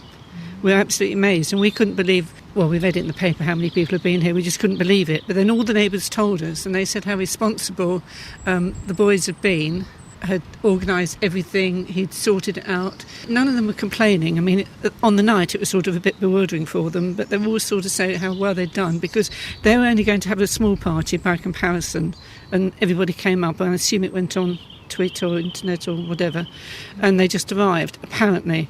We've got different opinions from everybody, neighbours, but everybody said it was such a shame it happened, and they also went on to say it was a shame we got in so much trouble. Joining us live now is the man himself, Ollie Boorman. Morning, Ollie. Hello there. What on earth were you thinking? Well, it's 21st birthday, so I don't know, I just put out the invites, not actually realising that it would go that far. So you put it on Twitter? Yeah. How many friends did you send it to on Twitter? At the time I had about 210 followers, so it would have just got out to them. Hang on a minute, this is at your mum and dad's house, yeah? Yeah. Still 210 people is a massive amount! Yeah, I've had parties for my 18th and they all went presumably fine, so they let me sort of get on with it and trusted me. Yeah. So you sent it to these 210 people, which I would suggest is far too many, and what, they all retweeted it and then their retweets got retweeted? I presume so, yeah, and it went very far. How many people turned up? I'd say over 1,000, probably looking into 1,500. At what point did you think, this is maybe getting a little bit out of hand? Or did you not? I did think it, like, there's a lot of people here, but there wasn't a great deal of trouble or violence or aggression from anyone, so it all seemed fine while I was looking at it, but as far as how many people there were, it was out of hand. Was there any damage caused? Cigarette ash on the carpet? Wine spilt on the sofa? Anything like that? Well, the party actually all took place outside, so the inside of the house was fine. Nothing actually got broken, but there was a lot of rubbish everywhere, which took me about 3 full days to clean up. OK. And you got fined £500? Yep. How are you paying that?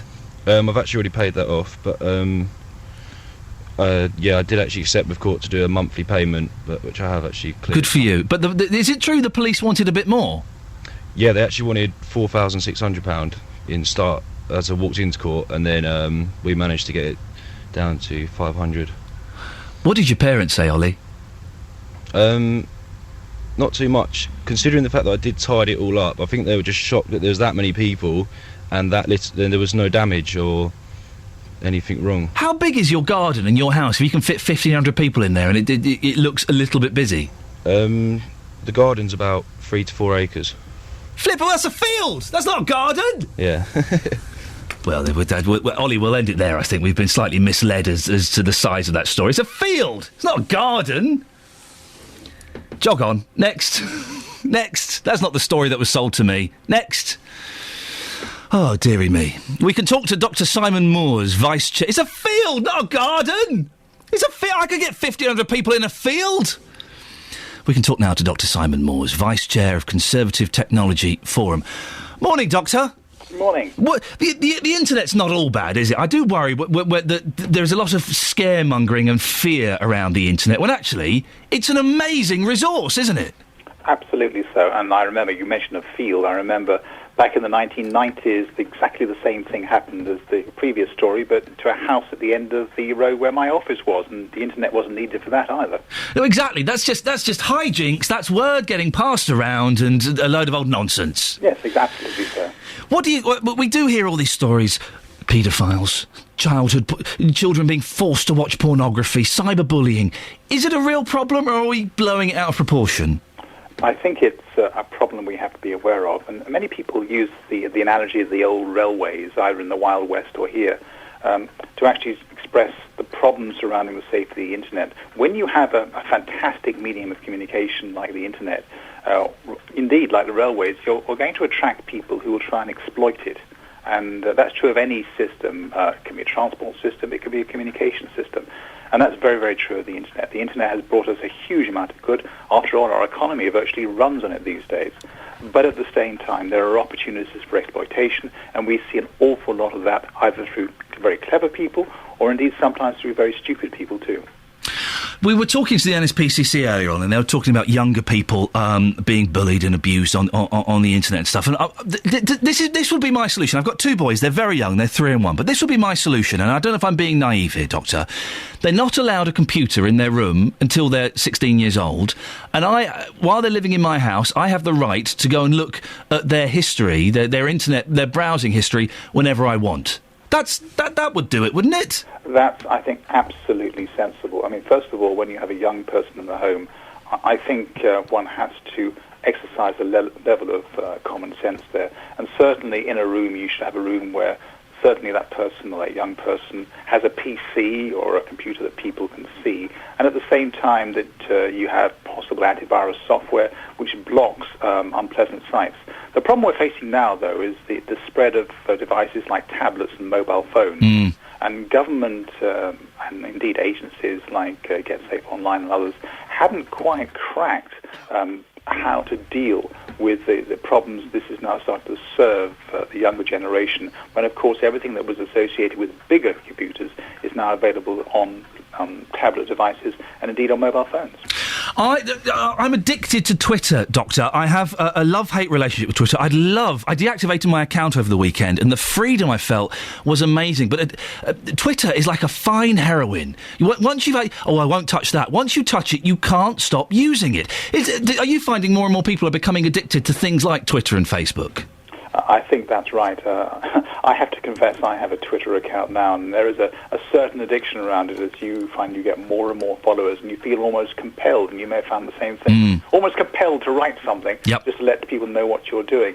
If I recall, it was Stephen Fry who became so fed up with it and the number of followers he was getting, he just cut himself off from it for a while. See, I'd like to. I've got 34,000 followers, and losing that audience, I don't know if it's my ego, I don't know what it is, but losing that number of followers in one fell swoop, it fills me with dread. What's your Twitter feed, Simon? We're going to send more people your way just to make you a bit more anxious. Yeah, I'm Simon Moores. Brilliant. Listen, you got in there first. Excellent stuff. Dr. Simon Moores, thank you very much indeed. But of course, be careful around the internet. I'm glad that a doctor agrees with me. If you're living in my house and you're my child, you will not get a computer in your room until you're 16. And even then, I can come and check your browsing history any time I want. No questions asked. And we'll put a net nanny in. That's that thing that kind of, excuse me, stops you accessing pornography and stuff like that. And we'd make restrictions on tablets and phones and things like that. You wouldn't be allowed in your room after, 8 o'clock. Stuff like that. It's easy, isn't it? And listen, of course we have to protect young and vulnerable people on the internet. But let's not forget that the internet is a wonderful resource, isn't it? It's magnificent. It's not just young people as well. Old people get tricked by those, hello, my name is Mr. Fashanu. I live in Africa and my father is a king. He's dead and I've got $34 million. Would you like some of it? To be honest, I think if anybody believes the email from an African prince saying that they've got $34 million, they have to get out of the country, you can have half of it if you just give me your bank account details. If anyone falls for that, I kind of think they deserve to fall for it. If you've ever been stung by that, it's kind of your fault, isn't it? No one's that stupid, but yet people must fall for those African princes. Because otherwise they wouldn't keep sending those emails out. I had a great run-in with a guy called Rooney Jeep, who wanted me to send him £1,000 via some money thing, and he would turn it into £10,000. And in the end, we kind of emailed back and forth. Excuse me. And I got his phone number. And I used to phone him up, Rooney Jeep. That was his name. I used to phone him up. Say, all right, Rooney. And he had this thick African accent, and he sent me a picture of a big fat white man saying that was him, and he said that he was living in, I don't know where he was living in London somewhere, and we would phone up and chat, and I'd say, look, you sure you're going to do this, because I've got my wife has just died and my kids, I can't afford food for my kids. Don't worry, boss, I will make this £10,000, and we never did. I've got his number in my phone. I phone him every now and then for a little chat. He's a nice fella. He's just a con merchant. Right, travel news now, Sophie Tyler. Beds, Hearts and Bucks travel. BBC Three Counties Radio. Still looking much the same out there at the moment. Anti-clockwise on the M25, queuing where you'd expect, between 26 at Waltham Abbey and 25 at the A10 for Enfield. Also slow between 21 at the M1 and 19 at Watford, and again between 18 at Chorleywood and 15 at the M4. 30 minutes worth of delays there. And heading south on the M1 as well, also slow around junction 10 at Luton Airport. It's going to take you about 20 minutes to sit through that stretch, I'm afraid. And the Barnet bypass heading south, slow again between Stirling Corner and Mill Hill Circus. And the A10, that's the Great Cambridge Road, also slow between Bullsmore Lane and Southbury Road. Delays of 20 minutes still in place on the First Capital Connect services between Hertford North and Moorgate and Stevenage and King's Cross. It's all following a signal problem at Cuffley this morning.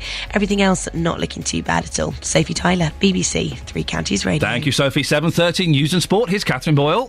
Getting beds, hearts and bugs talking. This is BBC Three Counties Radio. Good morning. The headlines. The elderly residents of a block of sheltered flats in Kempston say money's at the root of plans to force them from their homes.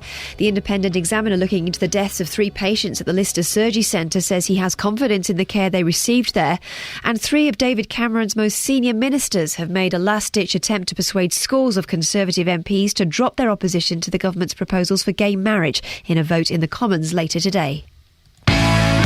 Beds, Hearts and Bucks Sport. BBC Three Counties Radio. A man's been arrested on suspicion of assault after an incident involving Wycombe Wanderers goalkeeper Jordan Archer during their 1-0 win at Gillingham last night. The player wasn't hurt and carried on for the remaining few seconds of the match. Stevenage manager Gary Smith is likely to make changes to the team for the visit of Notts County tonight in League One. Borough lost again at the weekend and haven't won at the Lamex Stadium in the league since October. Smith says their home form must improve and is asking the fans for their continued support. I think the fans have been terrific with the group. A lot of other teams, I think, will have come under a hell of a lot more pressure than our guys have. The only thing I would ask is that they continue to be that way. The players are fully aware of how poor our form is here, and it is that poor. England's cricketers beaten New Zealand 11 by 46 runs in their opening 2020 warm-up match at the Common Oval. Joss Butler's top scored with 57, while captain Stuart Broad took a hat-trick on his return to action after that heel injury. Finally, rugby, the Saracens and England winger Chris Ashton's been praising his teammate for both club and country, Owen Farrell. The pair played in the opening Six Nations win against Scotland at the weekend. Ashton scored one of the tries and Farrell kicked 18 points. This weekend is a trip to Ireland, and Ashton says Farrell's in tremendous form. The pressure he puts on himself is exceptional, really, for a lad such a young age. The way he kicks and the way he's just putting us around the field, I think the forwards are helping him a lot as well. But yeah, he's doing a tremendous job at the minute. And that's your latest news and sport. More from me at 8 o'clock. Call 08459 455 555. 08459 455 555. BBC Three Counties Radio. Morning, Iain Lee, BBC Three Counties Radio. Coming up in the next half an hour, this year's Rhythms of the World Musical Festival in Hitchin is off this year. We'll be speaking to the festival organisers to find out why. I've got a little tickle in my throat. I've got some cold water, so hopefully that should ease it. If I do cough a little bit, I apologise in advance. Kieran from Luton, we're talking about internet invites that have made parties go out of hand. What happened to you? Well, I live on Richmond Hill in Luton, and on Saturday night, about 12 o'clock, there was obviously a party going on down the road from me, and it spilled out because it got out of hand where people were turning up that weren't supposed to be there. Looking out my window, I could see maybe 40 or 50 people fighting and running up the street, kicking people's cars. It went on for hours. There was police there, had to pretty much close off Richmond Hill. I come out in the morning and my car is keyed or knifed all the way up the side. Well, Kieran, listen, we've got a terrible line there, so we're going to we'll leave it there, but thank you. That sounds awful. That's a bit more exciting. 60 people in the street fighting, the police turned up, his car was keyed, Richmond Hill was closed down. It's slightly better than a field with 1,500 people turned up. No one noticed. His mum and dad weren't that bothered. There was no damage caused. It is incredible. You do hear about how these things can get out of hand. I don't think it happens that often. Don't panic. Don't worry. Don't panic, Mr. Mannering. But you do wonder how often it does happen with people inviting people on the internet and Twitter and on Facebook, and then they turn up. I don't think it's that common, that often. But never mind. 08459 455 555 is the telephone number. Organisers of the Rhythms of the World Festival in Hitchin will continue their search for a new venue after being forced to cancel this summer's event. Having been prevented from staging it at Hitchin Priory, attempts were made to secure a different site without success. This festival trader expressed his disappointment at the news. I'm not happy because I think Rhythm of the World is something that everyone look forward to every year. And looking forward to something every year and it just cancelled because they ain't got a venue. I think that they should bring it back to where it was for the community. In the community, there's a lot of ethnic minority people around here and they always look forward to Rhythm of the World every year. Do you think that's feasible, having it all over the town again? I think that would be very, very good for the community to not have it in the Priory, because when it was right around the town, everyone used to have more fun, enjoy it. You could go where you want to go. And I think when they put it in the Priory, I think that was a bad idea. And it will affect your business, will it? It would affect my business because I'm a trader. I do Caribbean food and I would like it to be on because I look forward to that little day in the summer every year. And things is really tight at the minute. So Rhythm of the World being cancelled is like, whoa. Is where you're going to really try and make up something for the business. Business is really slow at the minute. Well, Steve Smither is the performance director at Rhythms of the World. Morning, Steve. Morning, Iain. I've never been. I was kind of looking forward to it this year. Sum it up for me. Describe the festival. It's a celebration of Hitchin, Hertfordshire, England and the world, all in 2 days in the Priory Hitchin in Hertfordshire. It's been such a great festival for Hitchin. Why has it been so hard to find another venue? It's really down to a number of factors. Obviously, we want to keep it as close to Hitchin as we possibly can because it is a festival for the community of Hitchin, and that's where the heart of the festival is.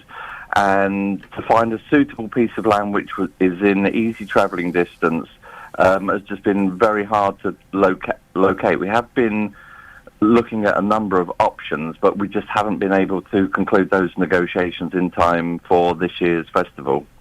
Couldn't you just go back to doing it in the street, or has it grown beyond that now? It really going back to the town, in my opinion, is not an option. There was so many issues regarding the festival being in the town, and those issues still exist. And I know that lots of people are saying that they would like to see the festival go back to town, but for us, it really is not feasible to do that. What sort of well-known acts played the festival, Steve?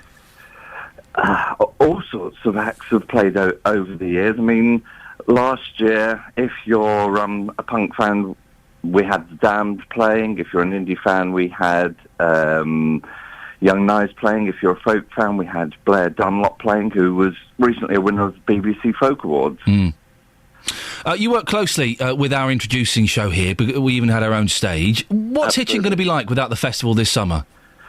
It's going to be very quiet this summer. I mean, it has impact on all the people that have been involved with the festival. You know, we have 800 volunteers over the course of the year working on the festival. We have the traders, as the guy said recently. We have sponsors, we have bars, we have just the whole community. So, yeah, it's going to leave a big hole. But we're planning for 2014 to come back bigger and better than ever. Have you got somewhere for 2014? Because I remember speaking to someone last year who said, no, don't worry, we'll find somewhere for 2013. Nothing's been confirmed. We're in negotiations at the moment, but it's far too early to actually say that they're concrete plans at the moment. Okay. Well, Steve, listen, I wish you the best of luck. That's Steve Smither, Performance Director of Rhythms of the World, which is not happening this year.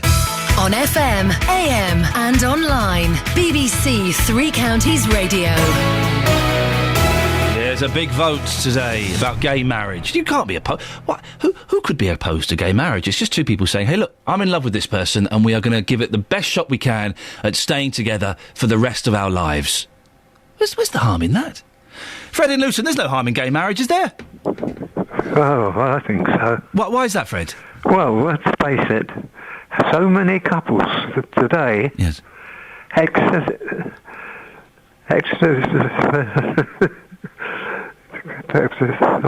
word won't come out now. Don't take your time, Fred. We're in no rush. We've got nothing for the next 5 minutes. They live together outside of wedlock. Yes. Well, then let the gays do the same, in my book. Well, the gays, as you refer to them, do that anyway. Yes, but why not let them? Do it? Well, but why not let them stand in front of their family and their friends? Tell everyone that they love each other and they're going to give it their darn best shot at staying together forever and become legally married. Why not? Why? Why make it legal? What's the world coming to, for goodness sake? You know, I find the thought of gay people spine-chilling myself. Why do you find gay people sort of spine-chilling yourself? Why is that? Well... thought of what might be going on, that's all. Okay, well, you don't have to think about what's going on. Hey, imagine what some straight couples get up to. Oh, la la! You don't have to... Listen, they're not going to jump on you, Fred, and force you into bed with them. It's up to them, isn't it? No. Yes, that's up to them. Let them get on with it. Well, they are getting on with it, but why not let them get on with it and be married? Well, there's so many extra couples. Okay, we're going round in circles, Fred. I've got your point. You're saying that there are straight couples that don't get married, so why shouldn't the gays? But isn't it? It's just two people standing in front of... listen, I got married. I'm married. I got married in a church. I'm not religious. I got married in a church because I like the tradition of it and I like the ceremony and the pomp and the circumstance and all that stuff. And it was me and my wife standing up in front of all our family and friends and saying, we love each other. It's not going to be easy, but we're going to have a go at spending the rest of our lives together. Can't promise anything, but we're going to have a really good shot at it. And there's ups and downs. Of course there are. I don't understand why gay couples can't do that as well. Why they can't make the ultimate commitment to a relationship. They're not going to pounce on you, Fred, and have sex with you. And you say, oh, it's spine-tingling what they get up to, what they do. Man alive, you want to see what some straight couples do, Fred? Oh, I've seen those films. Honestly, it would make your eyes water. So, where's the harm? Really?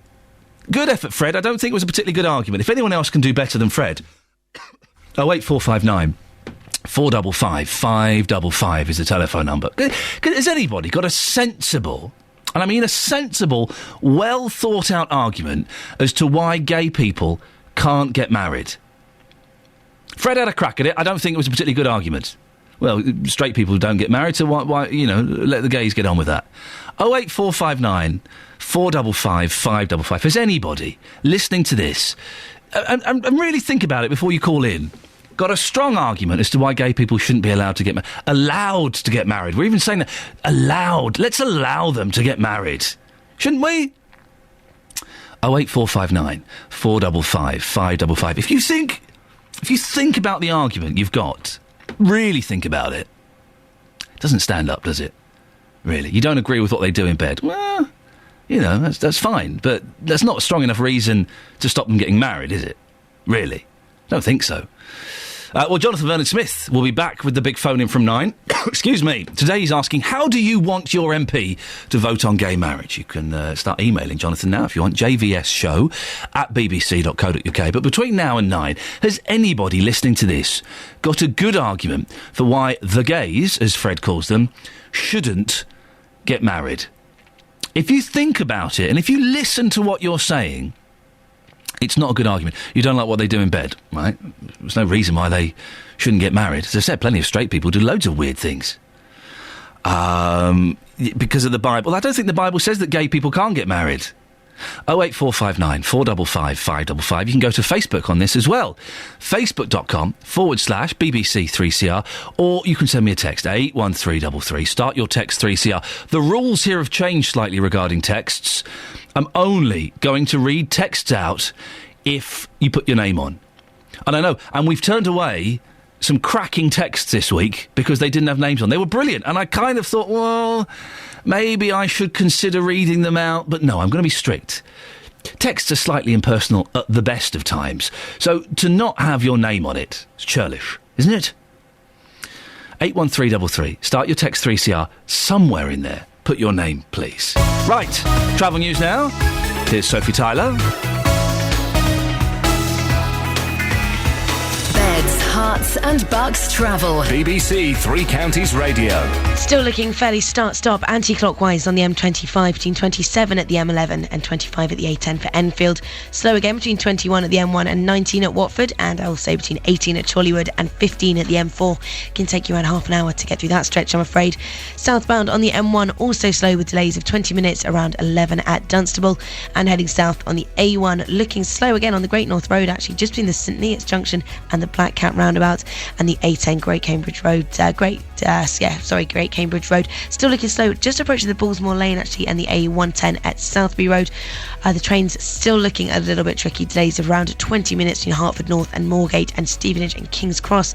Still following a signal problem at Cuffley. Been ongoing for a little while now, I'm afraid. London Underground will accept tickets though. Everything else not looking too bad at all. Sophie Tyler, BBC Three Counties Radio. Thank you, Sophie. 7:45. Tuesday the 5th of February. These are your headlines this morning on BBC Three Counties Radio. The elderly residents of sheltered flats in Kempston say money is at the root of plans to force them from their homes. The Independent Examiner, looking into the deaths of 3 patients at the Stevenage Surgery Centre, says he has confidence in the care they receive there. In sport, a man has been arrested on suspicion of attacking Wycombe Wanderers goalkeeper Jordan Archer during last night's 1-0 win at Gillingham. Coming up, yesterday we heard about the Bedfordshire widow who says it's been hell living with raw sewage seeping from her garden for several years. She says it's made her suicidal. Well, before 8am we'll be catching up with her MP Andrew Selous, who I believe has an update on the situation. But before that, here's the weather with Kate Kinsella. Beds, Herts and Bucks weather. BBC Three Counties Radio. Well, it's certainly a very cold start to the day, although temperatures for most above freezing, except for the exception of High Wycombe, where it's at freezing exactly, which explains why there's a little bit of frost on windscreens out there. But for the rest of us, it's above freezing. It's the road surface temperature we have to be worried about. We had some showers overnight, and the road temperature is below freezing. So some ice has formed. We do have a Met Office weather warning in place, valid until 10 o'clock for that ice. Now, some brightness this morning, some sunshine around, but throughout the course of the day we'll notice the cloud thicken and some sleet and snow showers likely to fall. Unlikely to settle for lower ground. Higher ground we could see a little bit of a dusting, nothing too dramatic. However, the dramatic thing of the day is the wind, a very strong blustery westerly, which makes the maximum suggested temperature of 5 Celsius. It's going to feel a lot colder than that as we head through the course of the day. Overnight tonight, some rain, some sleet starting to move away eastwards. Now the snow again, higher level, could fall through there, but most of us it will fall as rain and sleet. The strong wind continues right the way through to tomorrow morning, and the minimum temperature 1 Celsius, that's 34 degrees in Fahrenheit. And that's your forecast. Thank you very much. Nick Coffer on BBC Three Counties Radio. No 2 days are ever the same on my programme. That's because I get to meet passionate local people. As usual, over a pint in the Queen's Head one night in Hampton, we said, hey, why don't we have a pop-up cinema? And we just got together and we convert Parkside Hall into a cinema. Play loads of great music. The Byrds, Mr. Tambourine Man. Tell me which other show on the radio goes from Leanne Rimes to Elvis Presley. And sometimes I try to learn new skills. And then you've got the white thread basically connected to these bobbins, which make... I may have messed them up. Nick Coffer, Monday to Saturday from 12 on BBC Three Counties Radio. The BBC Three Counties Twitter feed at BBC3CR has retweeted the comment that Fred in Luton made. Fred in Luton called in and says gay people shouldn't get married and the thought of them is spine-chilling. Well, so far the feedback on Twitter is not good. James says, Fred from Luton, get a life. It's 2013, you fool. Grumpy says Fred in Luton is obviously an idiot. And Paul Hooker says, I can only hope for his sake he is part of the older generation brought up to think everything is wrong. Now, yesterday, fascinating story this, we heard about the Bedfordshire widow who says it's been hell living with raw sewage seeping from her garden for several years.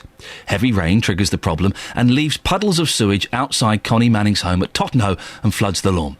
Here's a reminder of what happened when our reporter Jessica Cooper visited Connie to find out the extent of the problem. It's been hell, simply because the doggies want to go out and... No, that's quite an effort, keeping those two in, and an extra walking for me to take them out. But it's just the fact of just looking out into the garden and all your hard work for weeks and weeks, which I love. I love my garden, and it just looks like a heap of floating water with ghastly, huge pancake patches of other people's... I don't know what word to use, but I think one uses the imagination to understand what I'm talking about, and things that should never be in there. And horrified when the dogs have to pad over that, or I have to get to the shed or open the garage door. It's horrendous. How has it been making you feel then? If you've been having to look at this for 5 years, out your window every day, what does it make you feel like? Well, it's sort of on and off for 5 years, not sort of 5 years. I wouldn't be here. But, horrendous. I don't know another word for it, actually. I just want to run away. And that's it. I don't know what to do. I'm sorry. That's okay, don't worry. What do you want to be done? What would make this better for you? Obviously, the water sucked up, and all I want it... so that there's no germs left there, because I want to go out there and pick hold of things that have been near that or in it or something, and I just want it back how it should look, because it's a beautiful garden and I work hours in it. It's very sad, and the pictures were shocking. Well, yesterday we put this problem to Andrew Selous, the Conservative MP for South West Bedfordshire, and I wanted to see how he could help Connie. I turned up this morning and there were messages, Oh, you must call Andrew Selous. Oh, you've got to call Andrew Selous. I was panicking. I thought, what have I done? Have I done something wrong? Am I in trouble? Andrew, have I done anything wrong? You haven't done anything at all, but I know your listeners sometimes like to know what's happened and like a bit of feedback. They do like a little bit, yes. What you've been following this up, yes, Andrew? I rang Peter Simpson, the managing director of Anglian Water, twice yesterday, and he got back to me yesterday afternoon to say the works are taking longer than they had thought. But he said to me very clearly that the work will be finished within 2 weeks, so i.e. by Monday the 18th of February at the very latest. And this will be a permanent solution which should resolve the issue once and for all. So I'm really, really sorry that they've got to wait another 2 weeks. It's deeply unpleasant. But light is at the end of that mucky tunnel. Well, that's what I was told by Peter Simpson yesterday. That's what he said to me. I've asked him to keep closely in touch with me if there's any change to that, but he seemed confident that that's what they could deliver. So let's see if Anglian Water can do that. Andrew, that's actually fantastic news. Thank you so much for picking up the baton yesterday and running with it. It's appreciated. Not at all. That's exactly what MPs are here to do, and it's one of the most satisfying parts of my job when I'm able to give things a little push like that to try and sort out problems like this. Andrew, listen, it's a pleasure talking to you. We'll talk on Monday the 18th of February and we'll find out what's happened. Andrew Shalhoub. Oh, I feel like this must be how Jonathan Vernon-Smith feels all the time. Slightly smug and a little bit cocky. He must be like that all the time. Because of his Consumer Hour, not because of, that's just his attitude, although, no, it's not. Excellent stuff there. We will follow that intently, and I know that a lot of you were furious about this yesterday. You went to the Facebook page and looked at the pictures and were disgusted, because it sounds like, there's a bit of sewage in an old woman's garden. Get over it.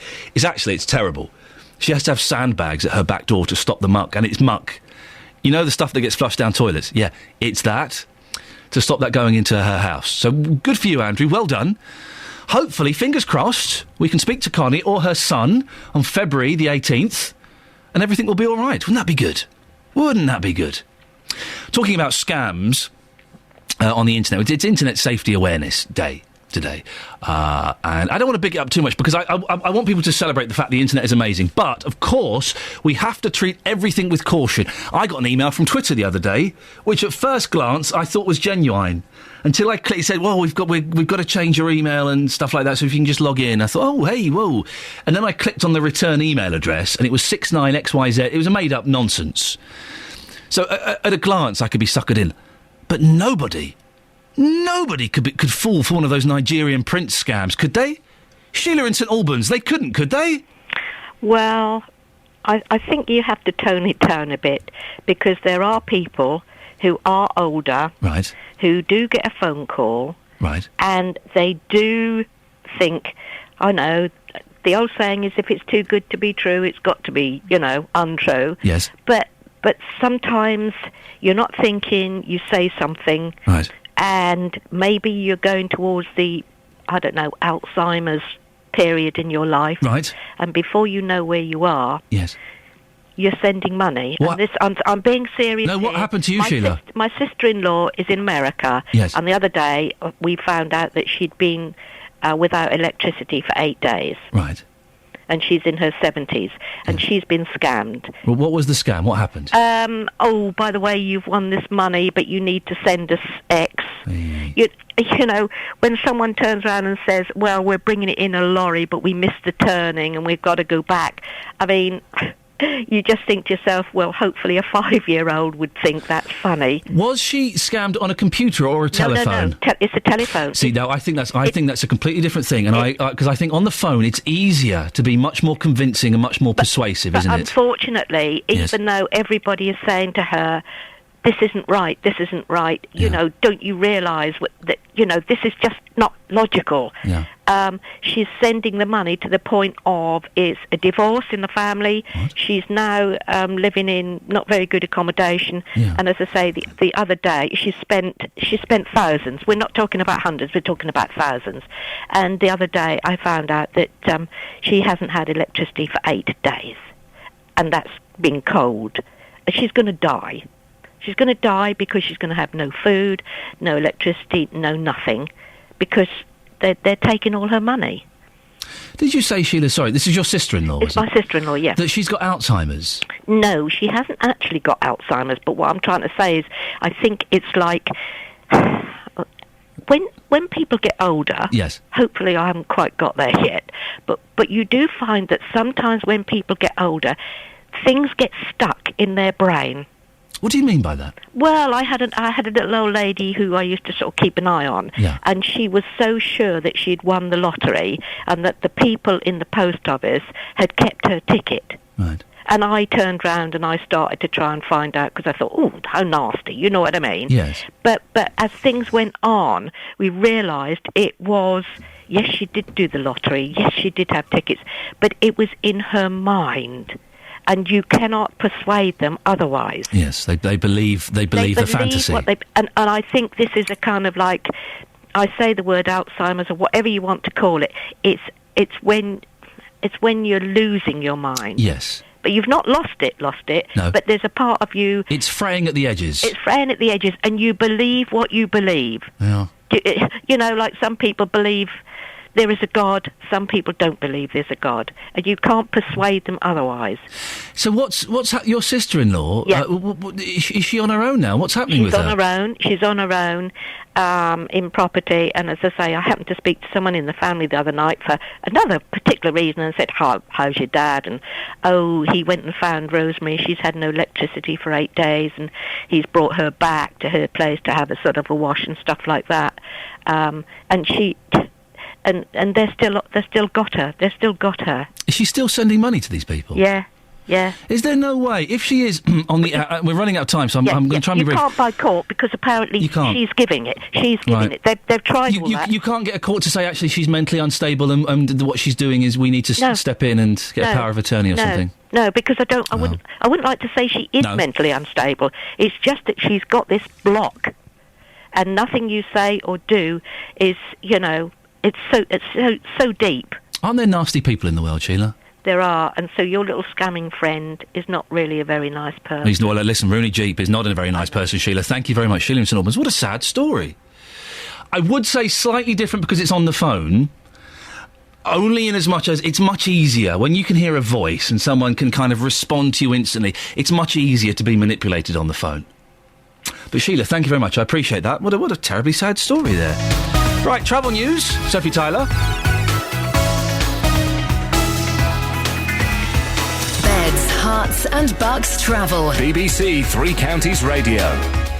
Heading London bound on the M40, looking slow at the moment around junction 2 at Beaconsfield and anti-clockwise on the M25. Still fairly start-stop between 27 at the M11 and 25 at the A10 for Enfield.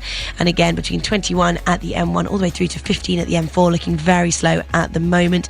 And heading south on the M1, also 20 minutes worth of delays around junction 11 at Dunstable, causing problems as well around junction 12 at Flitwick. Now heading south on the A1, more delays between the Great North Road at the St Neots Junction and the Black Cat roundabout, and also the southbound carriageway on the Barnet bypass, still slow through Stirling Corner and Mill Hill Circus. Everything else not actually looking too bad at the moment, but 20 minutes worth of delays still in place on First Capital Connect between Hertford North and Moorgate, and Stevenage and King's Cross, all following a signal problem at Cuffley. Sophie Tyler, BBC Three Counties Radio. Thank you, Sophie. Lots coming up in the last hour of the show, including we get to have a chat with Jonathan Vernon-Smith in about 15-20 minutes. So maybe make a cup of tea then. Here's the news with Catherine. Getting beds, hearts and bucks talking. This is BBC Three Counties Radio.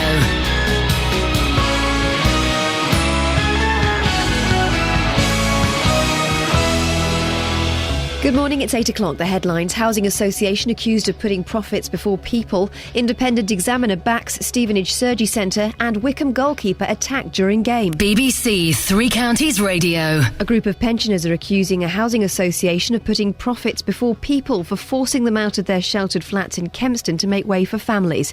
The elderly residents want to stay, but according to Bedfordshire Pilgrims Housing Association, Williamson Court is no longer fit for purpose and needs to be redeveloped for people on their waiting list. Marie Taylor is their head of supported housing. We'll be able to rehouse all of the people, and we've got plenty of time to do it, so we'll be able to give them a choice. And I heard a lot of people there say that they'd like to stay in Kempston, and I think we'll be able to do that. The independent examiner looking into the deaths of 3 patients at the Lister Surgery Centre says he's confident in the care they received there. As part of his investigation, Dr Alan Fletcher is calling for a number of improvements, but Stevenage MP Stephen McParland argues the privately run facility should return to the NHS. 3 of David Cameron's most senior ministers have made a final attempt to persuade Conservative MPs to support the government's proposals for gay marriage in a Commons vote this evening. The Chancellor George Osborne, the Foreign Secretary William Hague and the Home Secretary Theresa May have written a joint letter to the Daily Telegraph saying that attitudes to gay people have changed and it's the right thing to do. It's thought as many as half of all Tory MPs will oppose the legislation. Among them is Anne McIntosh. I don't think physically you can have a marriage between anything other than a man and a woman, and I just believe this could have been handled so much better. I think there is reason to delay. We were committed to introducing tax allowances for married couples. That has not gone through. Water and sewerage bills are to rise by an average of 3.5% from April. The industry regulator Ofwat says that's equivalent to an extra £13 a year. The chief executive of Ofwat, Regina Finn, says the companies are being held to account. If these companies fail, that's what really upsets customers, is when they get a service failure.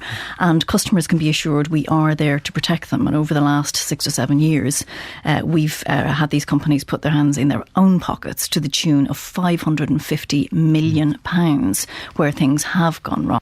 A Hertfordshire man who accidentally invited more than 1,000 Twitter users to his 21st birthday party is urging others to be more cautious online. Ollie Borman from Welwyn has been speaking out as part of Internet Safety Day. He was charged with causing a public nuisance in September. The organisers of the Hertfordshire-based Rhythms of the World Festival are determined it will be back next year.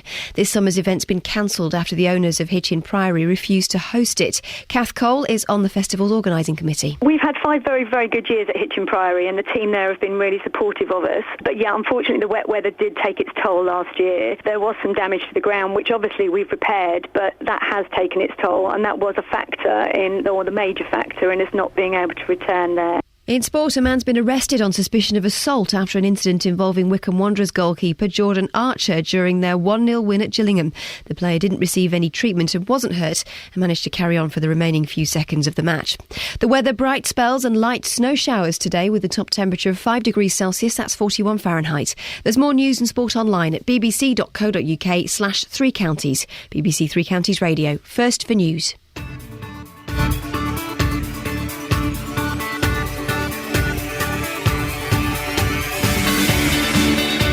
Morning, this is Iain Lee, BBC 3 Counties Radio. How are you doing? It's 8 o'clock. It's gone 8 o'clock now, look. It's actually 4 minutes past 8. We've nearly finished this nonsense. Well, we're here until 9. So do stick around if you can. Lots coming up, including elderly residents in Kempston say they are angry over plans to force them out of sheltered accommodation. They don't want to leave. Well, we'll hear their story next.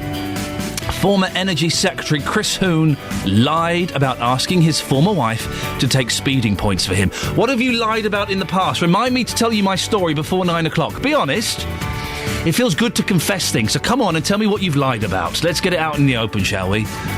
My lie involves Richard Bacon. 08459 455 555. And the Rhythms of the World Festival is off this year.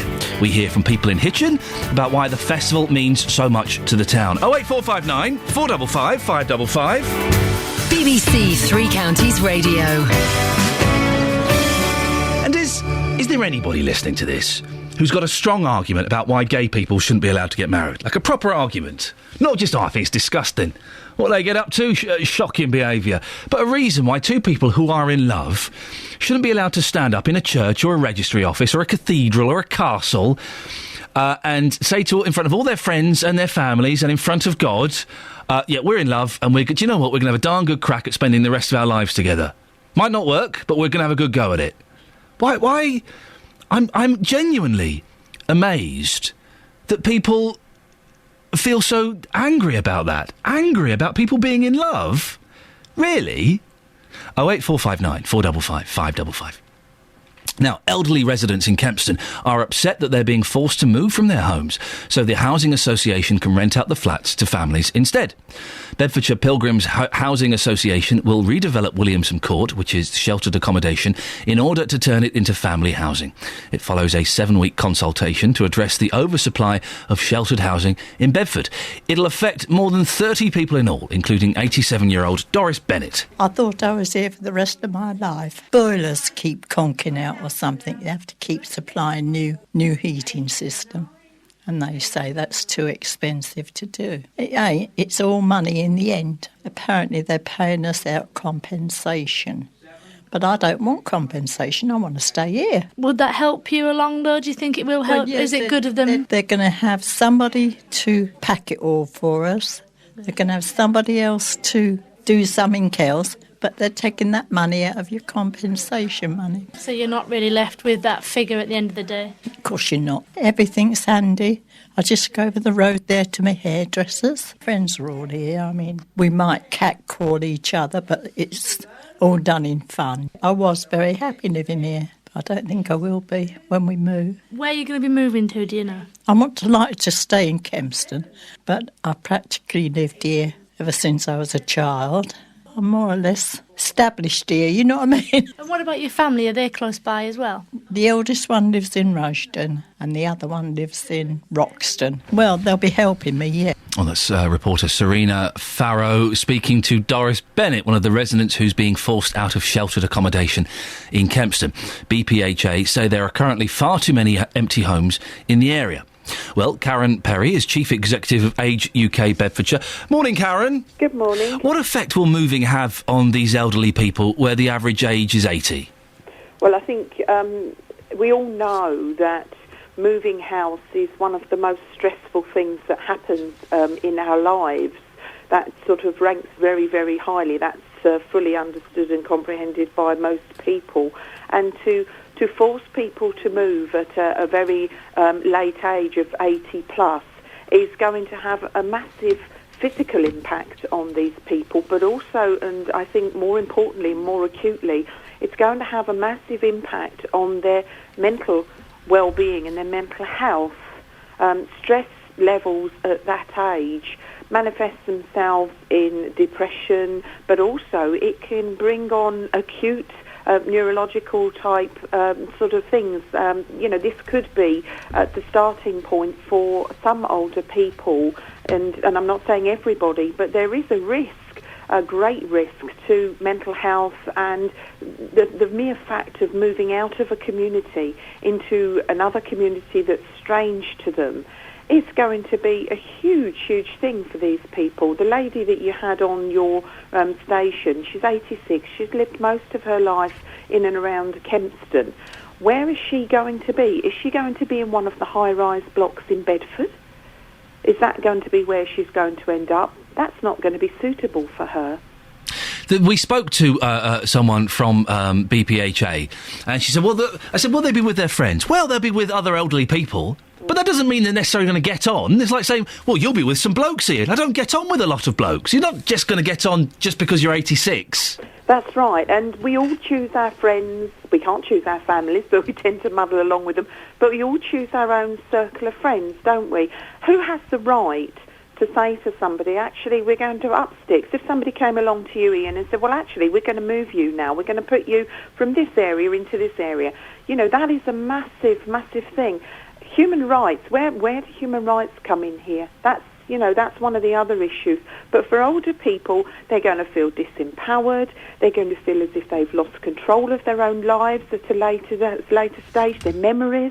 If they've lived where they've lived for a long period of time, it's almost a grieving process. They're going to feel almost bereaved. There are some people, Karen, who might say, but, OK, this is all very sad, but we need to make changes in the housing situation, and if we need to get families into these places, then we move these elderly people across a little bit and we can just juggle things around. Is there not that argument? Well, yes, there's always another argument, isn't there? I would ask one question, and I'm not clear on this, but there were 2 sets of flats that were bulldozed on Greyfriars in Bedford, and I believe they were BPHA flats. Now, they were bulldozed approximately, 18 months ago now, and that's now spare ground. They were almost next to the police station in Bedford. Nothing's been regenerated there. So one wonders why they were knocked down and not regenerated if there is such a shortage of family homes. Karen, finally, before we move on, what advice would you give to some of these people to try and make it as stress-free as possible? Well, I think if they're in a situation where they have to move, they accept every bit of help that they can get. Their families, BPHA certainly, organisations such as Age UK, Bedfordshire. We can try and help get them through this, and obviously talk to people. If you're feeling depressed, if you're feeling really upset about this, then, talk to people. Go to your GP and tell your GP how you're feeling. They may be able to put you in touch with support groups. Karen, we have to end it there. Karen Perry, Chief Executive of Age UK Bedfordshire. Thank you very much. Well, Gavin Smart is the Director of Policy and Planning at the Chartered Institute of Housing. Gavin, what do you make of this? Is it fair to move elderly residents out of the way to make way for families? Well, these are always very difficult decisions, and as Karen has pointed out, it's always particularly tricky when you're talking about older people moving.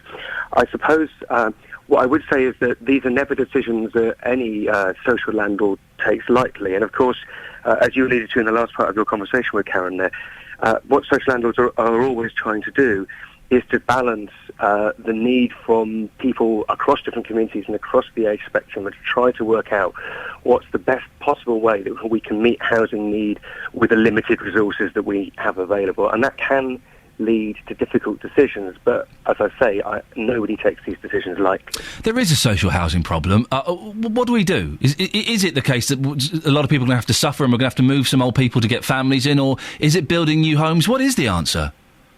Well, in the longer term, I think the answer is building new homes, but of course it takes a long time to make up the gap that we have in terms of housing supply nationally. And actually, that's not just about new affordable homes, that's about new homes generally. We probably build at the moment across the whole of England about 120,000 homes a year.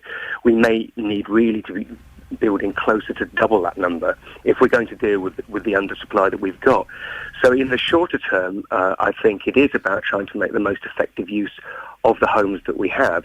And actually all sorts of things are happening in terms of trying to do that, because as well as the changes that are affecting older people, I'm sure many of your listeners will be aware that some of the changes in the welfare system are affecting younger people and younger working households, and they're having to think about whether or not they move into smaller accommodation because their housing benefit payments will no longer meet their rent. So there's a lot of change. It's about managing in the short term, but in the longer term it has to be about building more homes. Is the government getting it right, do you think, Gavin? I think the jury is still out. I think the government has understood that new supply is very, very important, and they are also very clear about the degree to which building new homes is good for the economy, and they've placed that at the heart of their economic strategy, and that's something I would absolutely welcome.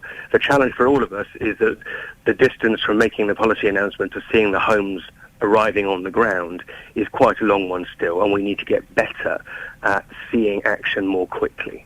Gavin, thank you very much. Gavin Smart there, Director of Policy and Planning at the Chartered Institute of Housing. Now, we're talking about lying. We're celebrating the magic of Chris Hoon and his lie that's raged on and on until yesterday in court he went, all right, yeah, I was lying. I did ask my wife to take those points for me. What lies have you told? The one that springs to mind for me is I was out, I don't know, where was I? I think I was in Watford, actually, in a bar in Watford with some friends. And for those who don't know, I used to do a little bit of television every now and then. No, not for a while, but I used to. And so occasionally people vaguely recognise me in the street, but they think I went to school with them. Did we used to go to school together? And there was this horrible drunk woman and a fella. They kept looking at me, and I was like, oh, for goodness sakes, please. And they kept kind of going... In the end, they came over and they said, oh, it's you! Oh, for goodness sakes. OK, yeah. Thinking they were going to think I was Marlon Dingle from Airedale, which is another one I get. And they said, we love you! We love you! You're brilliant! What's that show you did? What was that show you did? That show you did? 11 o'clock show. No, it wasn't that. Right. No, it wasn't that. Blue Peter. Now, I was beginning to say I didn't do Blue Peter, because I didn't. And I thought, no, I'm going to go along with this. And she went, yeah, we love you. What's it, Richard Bacon? And I went, yes, I'm Richard Bacon. Nice to meet you. And this is my wife, Connie Huck. I was with a girl, and I said, this is my wife, Connie Huck. They went, oh my God, it's Connie and Richard. This is brilliant. And I got to sign autographs for them. I signed about 5 autographs as Richard Bacon, and the girl I was with signed 5 autographs as Connie Huck. So what lies have you told, dear listener? 08459 455 555. Travel news now. Here's Sophie Tyler.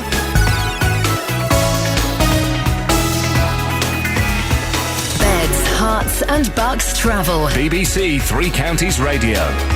Problems on the M1 at the moment. London bound, we're looking at delays between junction 9 at Redbourne and 7 at Hemel Hempstead, and also slow as well around the Newport Pagnell services. Again, heading south this morning at fairly slow junction 11 at Dunstable as well, and anti-clockwise on the M25, slow where you'd expect all the way through from 20 at Kings Langley through to 15 at the M4. Anti-clockwise again also slow around junction 27 at the M11 to 25 at the A10 for Enfield. M40 looking fairly slow as well northbound this morning around the Denham roundabout. Everything else, though, not looking too bad. A few usual delays in some obvious areas, but nothing that's going to keep you out on the roads for too long. Still have 20-minute delays, though, on First Capital Connect services between Hertford North and Moorgate and Stevenage and King's Cross, still following a signal problem just along the line, so do check before you travel. Sophie Tyler, BBC Three Counties Radio. Thank you very much, Sophie.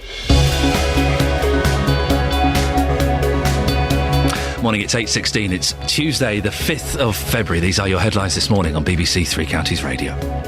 A group of pensioners are accusing a housing association of putting profits before people for forcing them out of their sheltered flats in Kempston to make way for families. The independent examiner looking into the deaths of 3 patients at the Lister Surgery Centre says he has confidence in the care they receive there. In sport, England's cricketers beat New Zealand by 46 runs. 46 runs in their opening 2020 warm-up match at the Cobham Oval. Don't. Can you not come in until after I've done the news? It's your fault. My fault, is it? Just that story about cricket there ties in with the conversation. I was trying not to look at you. The weather today. Bright spells, light snow showers, there's a temperature of 5 degrees. BBC Three Counties Radio. Weekdays from 3. Local news. Campaigners are holding a protest against a wind turbine that could be built near the Buckinghamshire village of Ford. Discussion. And we were told when he was 5 days old that the only way for him to have a life outside of a wheelchair would be to have a through-knee amputation at the age of 1. Debate. Coming up after 6, we've got an hour discussing business and finance. Later in the show, it's all about the entertainment world. It's the family and lifestyle debate. It's our politics panel discussing how politics affects us. Roberto Peroni. Weekdays from 3 on BBC Three Counties Radio. Oh dear, I wish the BBC had the balls it used to have before Jonathan Ross and that Russell Brand, because we could have told those stories on air once upon a time. You think? Well, maybe not mine or yours. No. So actually neither of our stories. Oh dear. We were telling stories about dodgy stomachs. Dodgy stomachs and hotel rooms. Yes. Yeah, those are the days. Those are the days. And awful problems we've both had. We've lived a life, haven't we, between us? You just make up the rest and it's probably accurate. Yeah, probably a little bit worse than the story you've come up with in your head. How are you this morning? Well, I'm all right. How are you? I'm okay. Do you want to smell my jumper? I'll tell you why. Okay. I've gone back to washing powder. I went to gel and I noticed my clothes weren't smelling. So I've gone back to washing powder. Do you want to sniff me? I do want to smell you, actually. Come and sniff Looking this. fine in green. Look, oh, you can smell that. Isn't it nice? You can smell that. Yes. Yes. Here's something. You're friends with my wife on Twitter. Yes. Could you tell her that when we do occasionally use washing powder, you also need a bottle of conditioner? No, I don't use conditioner anymore. No. I tell you why. I stopped doing it. It blocks your pipes up. No, but the thing is, if you don't put conditioner in, your clothes come out, they're hard. Well, does this jumper feel hard to you? Well, no, but it's really old and worn. I don't think you can get that hard. But the clothes come out stiff and brittle. No. And they don't have the freshness about them. I think you need to go back to powder. So, what's coming up on your show today? Coming up on the big phone in today, how do you want your MP to vote on gay marriage? It's crunch day for an issue that's been discussed for months, as the Commons will this evening finally hold a free vote on gay marriage. Today, 3 of David Cameron's most senior ministers have made a final attempt to persuade Conservative MPs to support the government's proposals. The Chancellor, George Osborne, the Foreign Secretary, William Hague, and the Home Secretary, Theresa May, have written a joint letter to the Daily Telegraph saying that attitudes to gay people have changed and it's the right thing to do. Well, from 9 this morning, I want to hear how you hope your local MP here in Beds, Herts and Bucks will vote on gay marriage. Very interested in your discussion earlier with Fred. Fred finds the gays spine-chilling. Yes, he said, yes, what they do is spine-chilling, Yep, he said. that's part of it. Yes. Well, I want to hear, presumably Fred is hoping that his local MP does not vote in favour of gay marriage. Do you agree? Is that how Some local ones they're both sides are represented, I think, in the local MPs we have here in Beds, Herts and Bucks. Well, from 9, I want to hear your views on this. How do you want your MP to vote, for or against gay marriage? 08459 455 555. We'll discuss it from 9. Are you a liar? No, not really. We're celebrating lies today after Chris Hoon was busted. Yes. And my one was Catherine Boyle pretended her name was Jackie to get an autograph from Bob Monkhouse. I didn't quite understand the story. Kelly Betts, who works here, pretended that her dad, or her uncle, I think, was Jeremy Beadle. Some guy was chatting her up and she kind of said, oh yeah, my uncle's Jeremy Beadle.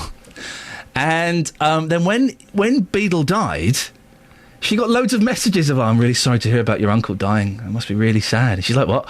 Oh, yeah, Jeremy Beadle. I pretended I was Richard Bacon and signed some autographs as him once. Have you ever lied? You ever pretended you're that motor driving man, or...? No, but my father pretended he was Eddie the Eagle Edwards. He does look like... I've seen a picture. He looks a bit like Eddie the Eagle Edwards, and a little old lady came up to him many years ago. This was when Eddie was in his heyday. Yeah. And my father had hair that was the same colour. He had quite big glasses as well, didn't he? Oh yeah, milk bottles. My father had John Major glasses all through the John Major years. Yep. And this old lady came up and she said, "I just want to say, I think you're brilliant." So my dad thought, who the hell's this? And she said, I think what you do on those skis is brilliant, and I know people run you down, but I want to say I'm a big fan. Can I have your autograph? And she'd been so sweet. Oh, he signed it. He signed it, Eddie the Eagle Edwards. That's wonderful. What a lovely story. So that's a good lie. I like things like that. There are good lies, aren't there? Yes. Go on, go. Across Beds, Herts and Bucks, this is BBC Three Counties Radio. Oh, dearie me. The things that man says when the microphone... He's quite shocking when the microphone is on. Times that by 100 when the microphone is off. Very, very naughty. We've been talking about elderly people that are going to be forced to leave their homes in Kempston after Housing Association is booting them out so that they can rent out flats to families instead. Joe has called in. Morning, Joe. Morning. What's your take on this? Well, I'm going to sound really horrible here, because my take is I think that council sort of tenants and the housing association tenants get quite a good deal, in my eyes, compared to the private sector that are renting off private landlords. Because, I mean, yeah, there has to be movement and we have to get the youngsters in and families into homes, but they're not just being thrown out with a month's notice. They are being helped to move on elsewhere. They're even being compensated for it, which wouldn't happen if you were renting privately. But they're in their 70s, their 80s and their 90s, Joe. Surely we have to have a little respect for them. Yeah, respect, fine. No problem with respect, and it's got to be done well. But then you've also got to look at families that are living in, say, a one-bedroom property or 2 bedrooms with 4 or 5 kids, because there's no houses for them. And there's sort of things like that going on at the moment as well. But that's not the fault of these old people. These people... We heard from an 87-year-old woman who's terrified at the prospect of moving. Doing things at that age, the stress... I think maybe there could be an age cut-off, without a doubt, for something like that. But I still think, unfortunately, with these things, there's sort of a line cut-off, isn't there? It just means that if one can't, then they can't do it to anyone. Joe, going off on a complete tangent. Mm-hmm. Are you a liar? I am. Yeah, I can be a liar. Do you tell porkies every now and then? What was the last lie you told? Do you know what the best one I've had that is not a lie? Is that years ago, we actually flew from, what was it? It was New York to, New York to Miami on Christmas Eve. Yeah. And Michael Jackson was on our plane. Well, hang on, is that a lie or is that a truth? No, but everyone thinks it's a lie. Well, hang on a minute, you can't just come on. We're not doing your Michael Jackson. Did you see Michael Jackson on there? I did see Michael Jackson. They took us to front, but you tell anyone that story, no, you're such they think you're lying. Joe? Yeah? You're such a liar. Unbelievable. Why would you come on and tell a lie like that? We're speaking about lying because Chris Hoone is in most of the papers this morning. The career of the former cabinet minister is over after admitting perverting the course of justice by getting his ex-wife to take his driving penalty points. The man who ran out of lies is the Daily Mail's headline, destroyed by a 10-year lie, says The Guardian. Well, I've been asking about what you've lied about, and Joe obviously lying there. Michael Jackson was never on the same plane as him. Ridiculous. Our reporter Sophie Solaria has spent the morning in Hertfordshire. Sophie, you now listen, you seem the sort that could lie quite well. Have I? Sorry? See, what? You mean you? No, I think you could lie a lot. I reckon you kind of, you bend the truth when you need to. Is that right? I'm a very honest woman, actually, Iain. Have you never told a lie? Okay, I've told a lie. Of course, we've all told a lie. There we go, yes. Yeah, we have. I've told a lie, yes. Go on, what's yours? Okay, so this was before everyone was getting piercings and tattoos and the likes. Yes. I was 14, I think, at school, and I thought, I know, what would be really cool is if I told everyone I'd had my belly button pierced. Yeah. So I did. I told a few people, who told a few people, and the next thing you know, I had crowds and crowds of people at school coming round begging to see my belly button. So I went to the toilet and put one of my earrings, hoop earring, into my belly button. What, just balanced it in there? Balanced it in, hoping it would stay. Came out to this horde of people. There were literally 15, 20 people crowding round me to see this new belly button piercing. And during the show and tell moment, it fell out. It was mortifying. It was mortifying. Was there a young lad that ran up and went, "The king's got no clothes on"? Was everyone laughing at you? I was so embarrassed. Everyone was like, "Oh, you're so sad. Why did you do that?" That was, I just felt like such an idiot. You've been speaking to liars this morning, haven't you? I have. I've been asking people of Hatfield about their lies. You know what? A lot of them wouldn't tell me. A lot of them were keeping them under their hats. But one man under their jumpers. One man who wanted to keep his name anonymous for obvious reasons told me about his lie. He once lied to Kylie. Have a listen to this. There was a time I worked for an airport, and Kylie Minogue flew in on a private jet, and she was meeting and greeting the staff. And I work in IT, so I had nothing to do with the plane or whatsoever. But I saw these people lined up, and I asked them what he was doing, and one of the girls said, we flew Kylie Minogue in, and she's come to say hello and thank you. So I threw the case I had behind a hedge and went and stood on the end of the line and pretended I was part of the flight crew and sort of met her and shook her hand, and which was very nice, and that was it. So I suppose it was a little bit of a lie. That was a big lie. What did you say to her? I just said hello. I'm from Australia originally, so I sort of said hello and chatted to her, and she seemed to chat to me more than the others, so... You got your moment with Kylie? Exactly. So I had to tell a little lie to get a little 15 minutes with Kylie, Hey, that's not bad, is it, Soph? If you're gonna lie, to be fair, you're gonna lie to speak to Kylie, aren't you, really? Yeah, I think you would. I would tell a porky pie to speak to Kylie. I think so. Sophie, listen, we look forward to looking at your belly button later on, if that's okay.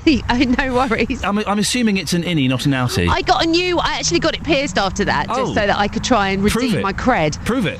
I will. Yeah, OK, well, she'll prove it later on. She'll balance an earring in there. Later on, it'll fall out, and we'll all go, actually, Sophie, you're like double sad, for goodness sakes. Right, travel news now, Sophie Tyler.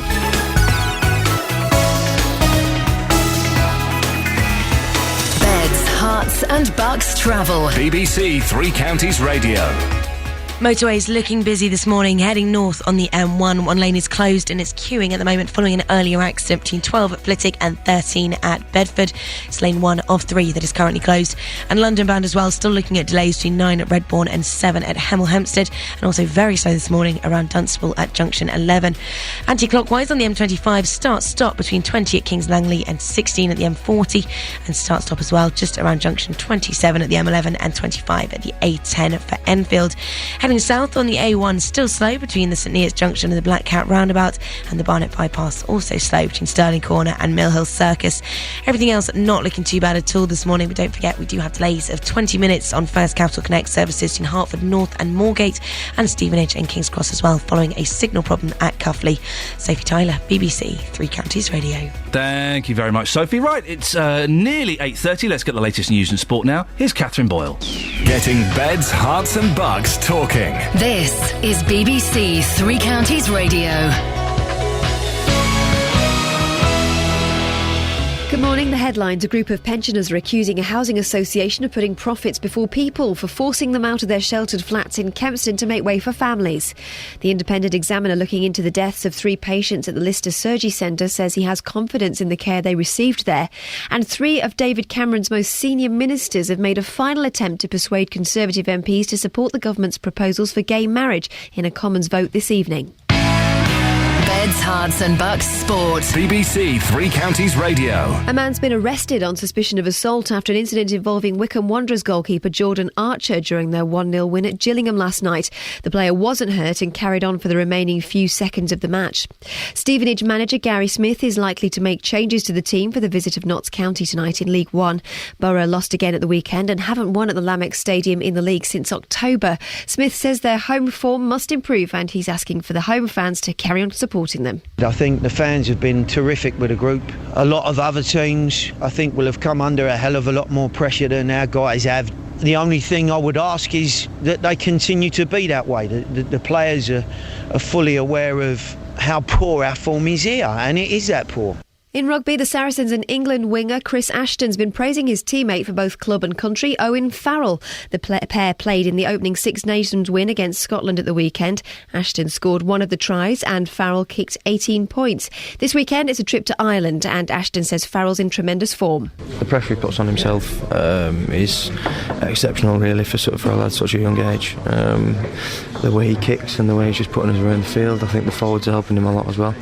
But yeah, he's doing a tremendous job at the minute. And that's your latest news and sport. More from me at 9 o'clock.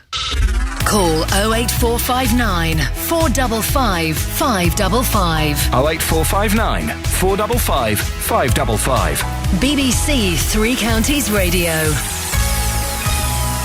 Morning, Iain Lee, BBC Three Counties Radio. Here until 9, and then it's Jonathan Vernon Smith. Now, coming up in the next half an hour, we'll discuss why David Cameron is about to face his biggest ever parliamentary revolt over his plans to allow gay marriage. And former Energy Minister Chris Huhne did get his ex-wife to take his driving penalty points. Destroyed by a 10-year lie, says The Guardian. I'll be finding out what makes this lie and when it's actually acceptable. Now, David Cameron today will face his biggest ever parliamentary revolt over his plans to allow gay marriage. Up to 180 Conservative MPs could refuse to support the idea in the Commons. Many say it's not a priority. It wasn't in the party's manifesto and could cost the party votes at the next election. But the Prime Minister says it's fair and churches don't need to carry out the ceremonies if they don't want to. We can talk now to Sam Dick, Head of Policy at Stonewall, the organisation which campaigns on behalf of lesbians, gay men and bisexuals. Morning, Sam. Good morning. It's 2013. I'm surprised we're using the phrase allowing gay people to get married. It's about time this happened, isn't it? Yes, absolutely, and it's something that's supported by the majority of the British population. Polling conducted last year found that 7 in 10 of British people support this measure and 9 in 10 lesbian, gay and bisexual people support this measure. So it's the right thing to do at the right time. There are a lot of people, including a lot of people listening to this show, who don't think it's right, who don't think it's appropriate. We had Fred in Luton called in, and he said that the thought of gay people is, quote, spine-chilling. What do you say to attitudes like that?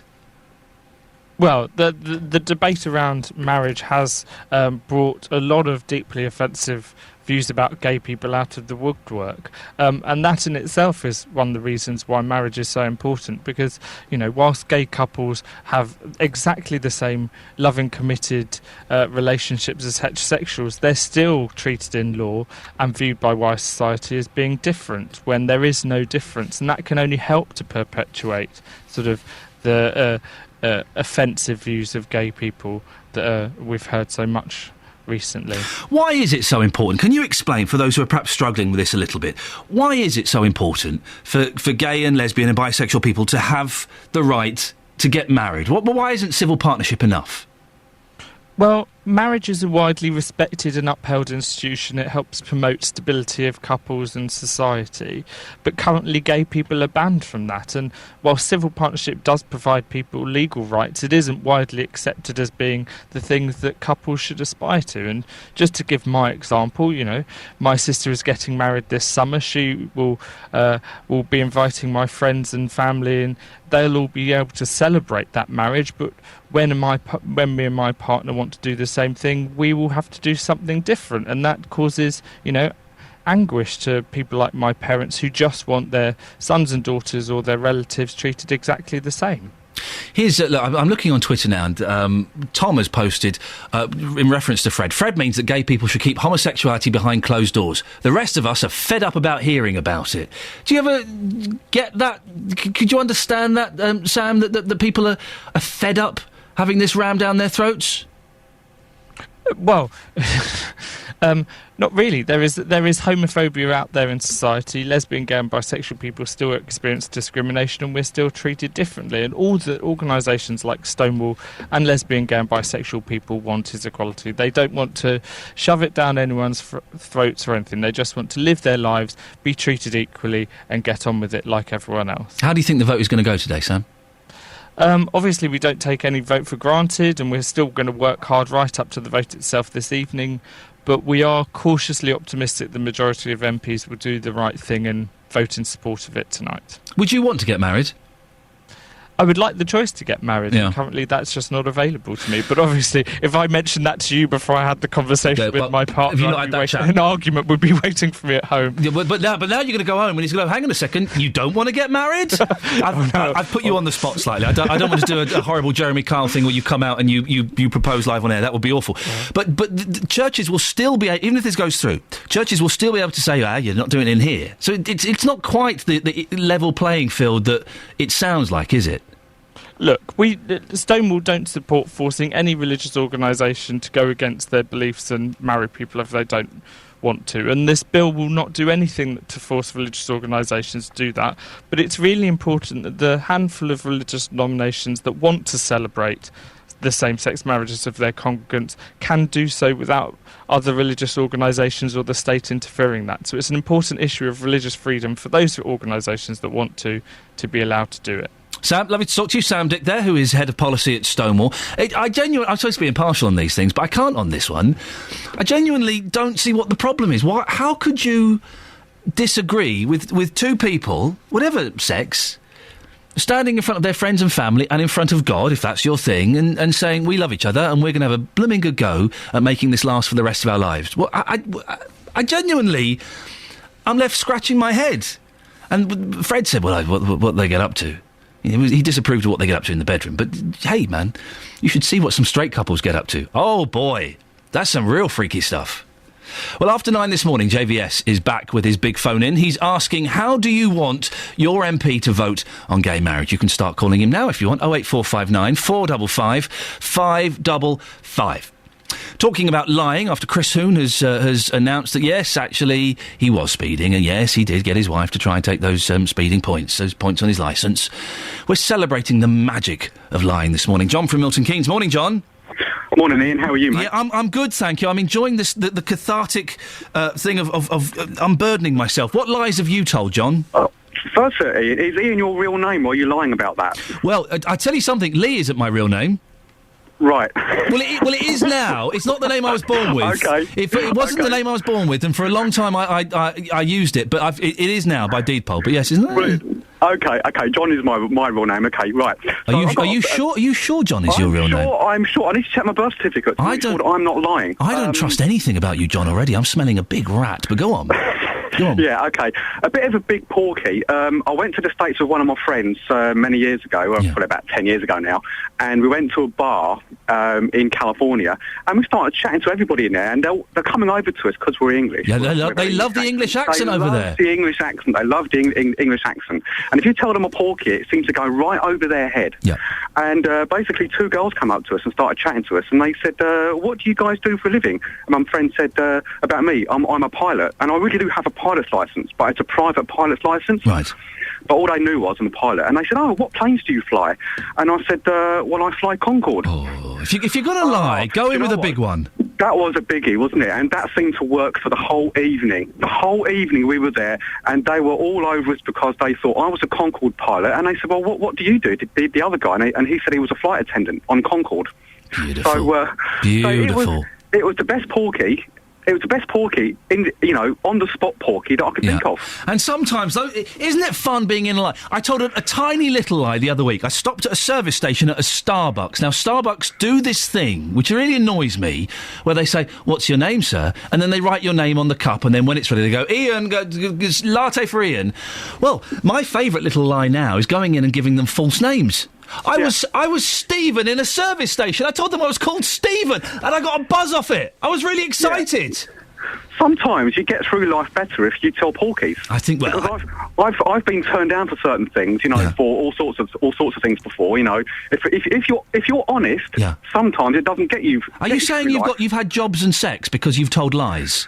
Well, I wouldn't bias it towards one or the other, Ian, but no, but telling a white lie like a porky now and again, not hurting anyone. Yeah, so the answer to that is yes. John from Milton Keynes, thank you very much. I know it's a small thing, but I do enjoy that little lie in the Starbucks. What's your name, Stephen?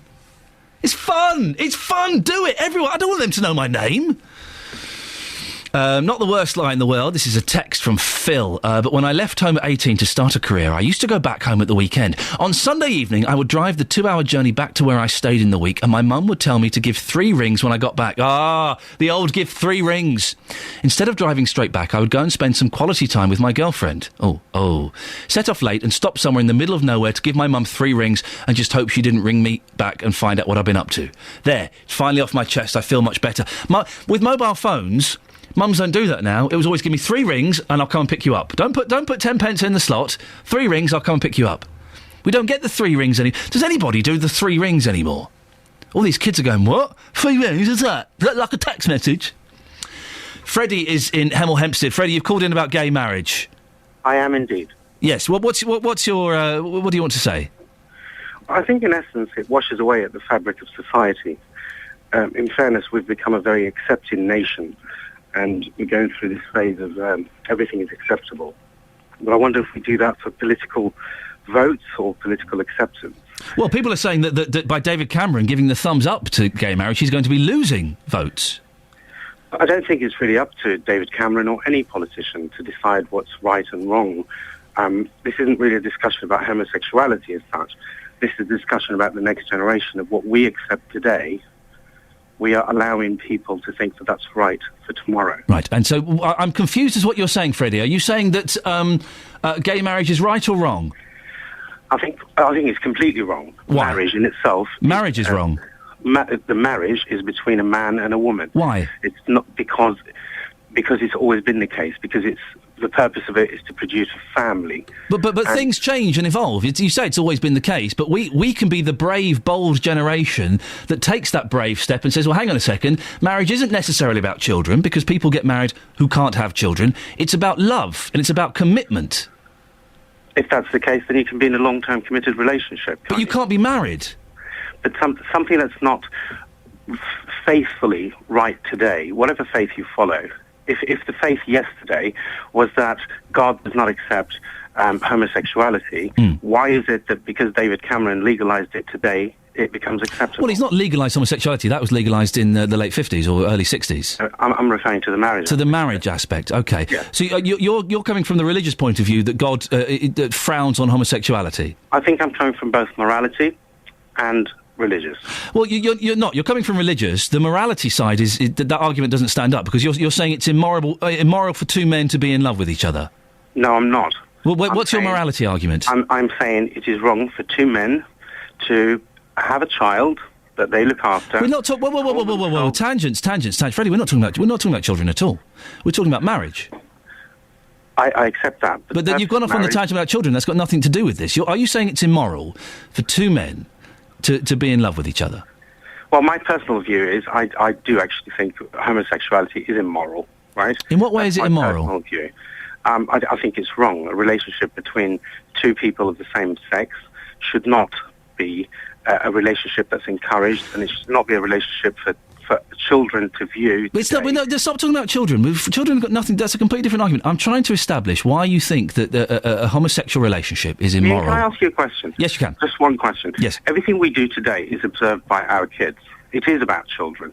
It is about the next generation, and it's wrong to think that by you accepting something today, that is not going to affect the next. Hey, Freddie, guess what? If my boys come up to me and they say, "Dad, I've got something really difficult to tell you. I'm gay." How should I react in that circumstance? What should I do? That's a personal choice. So I tell you what I'd do. I would embrace them and I would kiss them and I would say thank you so much for feeling that you could come to me and tell me that. Right, what do you want to talk about?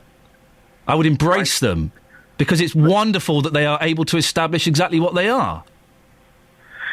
Okay, but what you're doing by that is you're allowing them, as far as you're concerned, to be married as a couple.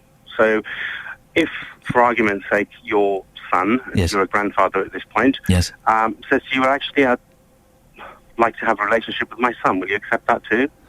I knew that we were getting around this. I knew you were implying there is a connection between homosexuality and paedophilia.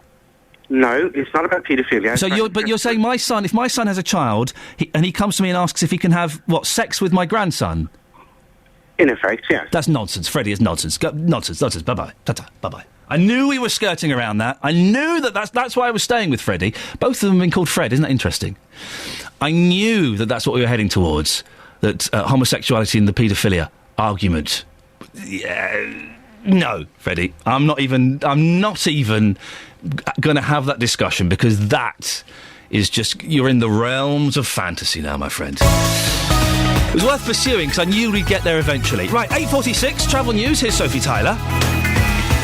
Beds, Herts and Bucks travel. BBC Three Counties Radio. Still looking much the same at the moment. Heading north on the M1, 2 lanes are closed and there's queuing traffic following a multi-vehicle accident between 12 at Flitwick and 13 at Bedford. Also looking very slow at the moment, heading south around junction 11 at Dunstable and again between 9 at Redbourne and 7 at Hemel Hempstead. Anti-clockwise on the M25, start-stop this morning between 20 at Kings Langley and 16 at the M40, and also slow coming off the A40 heading towards the M25 on the M40 just between the Denham roundabout and junction 1A at the M25. Heading south on the A1, also queuing between St Neots Junction and Black Cat roundabouts, and the Barnet bypass also slow this morning just between Stirling Corner and Mill Hill Circus. Everything else not looking too bad at all, but don't forget on the trains delays of 20 minutes on First Capital Connect between Hertford North and Moorgate and between Stevenage and King's Cross following a signal problem at Cuffley. Sophie Tyler, BBC Three Counties Radio. Thank you very much, Sophie. 8:47. It's Tuesday the 5th of February. These are your headlines this morning on BBC Three Counties Radio. A group of pensioners are accusing a housing association of putting profits before people for forcing them out of their sheltered flats in Kempston to make way for families. The Independent Examiner, looking into the deaths of 3 patients at the Lister Surgery Centre, says he has confidence in the care they receive there. In sport, double Olympic champion Rebecca Adlington is expected to announce her retirement from swimming later today. To get the latest weather now, here's Kate Kinsella. Beds, Herts and Bucks weather. BBC Three Counties Radio. Thanks, good morning. Well, it is certainly a very cold start to the day. Temperatures for all of us now are just above freezing. Some of us got a little touch of frost, most of us, though, without frost. It's the road surface that we have to worry about. We had some showers overnight which have frozen, which means the Met Office do have a weather warning in place for ice and black ice out there. So, especially on untreated roads and surfaces, extra care needed. It's certainly feeling colder than the numbers suggest this morning because of the strong westerly wind, a blustery westerly wind which will get stronger through the course of the day. Now there's plenty of sun around this morning across all 3 counties, but we'll notice the clouds start to thicken through the day and some sleet and snow showers highly possible, particularly towards higher ground across the Chilterns. It could start to settle at just a little bit.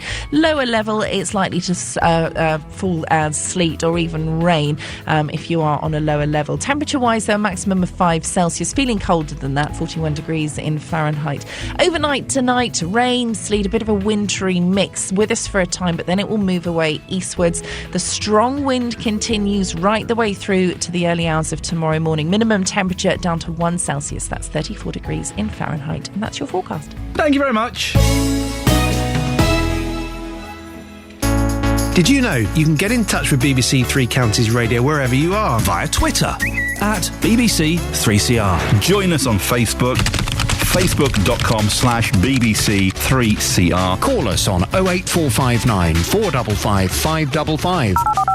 Or text us on 81333 and start your message with 3CR. Getting beds, hearts and bucks talking. BBC Three Counties Radio. Now, Chris Hoon is on the front page of all of the papers this morning. The career of the former Cabinet Minister is over after admitting perverting the course of justice by getting his ex-wife to take his driving penalty points. It's a fascinating story. It's fascinating for so many reasons, because of the family dynamic, the relationship with him and his son. The fact, I guess the main thing is that he thought he could get away with lying. And what was, an incident that would have probably lost him his driving licence 10 years ago has now completely ended his career and cost him about £500,000. But why do we lie? Leila Collins is a psychologist. She joins me now. Morning, Leila. Good morning. Why do we lie? Well, we lie to protect a cause, protect our family, to protect our own interest mainly, and to gain from the lie or to hide the truth. So that we look better in the eyes of society, such a thing as social desirability. There are some people, aren't there? Because there's a difference. There's the difference between the little white lie, and there are some people who just can't stop lying. Well, there are pathological liars, people who actually change the course of the history in their family or in their lives, change names and change events and so on. But unfortunately, the truth always has a habit of coming out. Doesn't it just? It always does come and bite you. As I was saying to a researcher, in order to lie, you've got to have a very good memory. Yeah. Otherwise, you'll fall foul of your own lies. Is it ever acceptable to lie, Leila? Well, there are times like, for instance, I'll give you a small example. Somebody buys you a present, and you don't particularly like it, and they say, well, do you like it? Is that all right? It would be unkind to say, no, I really hated it. You just say, oh, that was very nice of you, thank you very much. You hide the truth. You don't hit them with the stark truth to protect them. See, now that's... okay. Niceties. No, you're it's interesting there, but also what you said before about the truth always coming out. I bought my wife an Emily Sandé CD for Christmas. She's a very popular singer at the moment. I bought her that CD, and my wife got it, was like, oh, this is brilliant, this is fantastic. I was looking in my wife's drawers yesterday, don't ask why. I found another copy of this CD. She'd obviously bought it for herself. But she didn't like to hurt your feelings. No, it was a nice lie, but now I feel hurt because I found this... She's got 2 Emily Sandé CDs. I feel hurt. Well, it's unfortunate that you found the extras copy by accident, but she was trying to be nice about it and to be appreciative, and I understand that. Should I confront her about this? No, I wouldn't. Oh. I wouldn't. No. Leave it be. So I shouldn't pick up both CDs and one day when she's in there just throw them on the floor and say, what's going on here? She'll probably find a fan and give the extra CD to. Look, the least said, soonest mended. Oh, look at this. You're good. Honestly. But you see, the thing is, within families where Mr. Hume and so on, and people like that are concerned, you don't ever tell your family lies. No. It's not kind because it comes out and you come out in a much worse light and suffer the consequences in long term. Listen, fascinating. Thank you very much, Leila. Leila Collins there, a psychologist, telling us what she was saying there. Just looking at this text. Sorry, I'm scanning this text I get there. This is from Florence from Milton Keynes, who's put her name on. Well done. Is she on the phone? Oh, look, we're going to go to the phone. Hello, Florence. You're on the telephone now. I am. Isn't that exciting? Hi there, Florence. Have you told some porky pies? Nothing big, I don't think. No, just arranging the truth a little bit occasionally, maybe, but nothing very big. I wouldn't have thought. Oh, you're on about internet. Oh, look, hang on a second. I'll tell you why. Hang on a second. I'm getting confused here because, look, I've got a line. Look, I apologise, Florence. I'm doing two stories at once. All right. Excuse me. All right. I stay there for a second. I'm going to come back to you because, look, I'm reading this. Look, in 1970, this is a text from Sue in Welland Garden City. I'm all over the shop. In 1977, I was taking my 5-year-old nephew to see Father Christmas, waiting for the bus. I told him if the driver asks how old you are, tell him you're 4. That way I don't have to pay for you. That went well. Then when we got to Santa, he asked his name and age. 4. He said, no, Mark, you're 5. But you told me to tell the bus driver so you didn't have to pay for me. Santa smiled and shook his head. Well done. That's what I was referring to, Florence. I do apologise. You've called in about internet safety.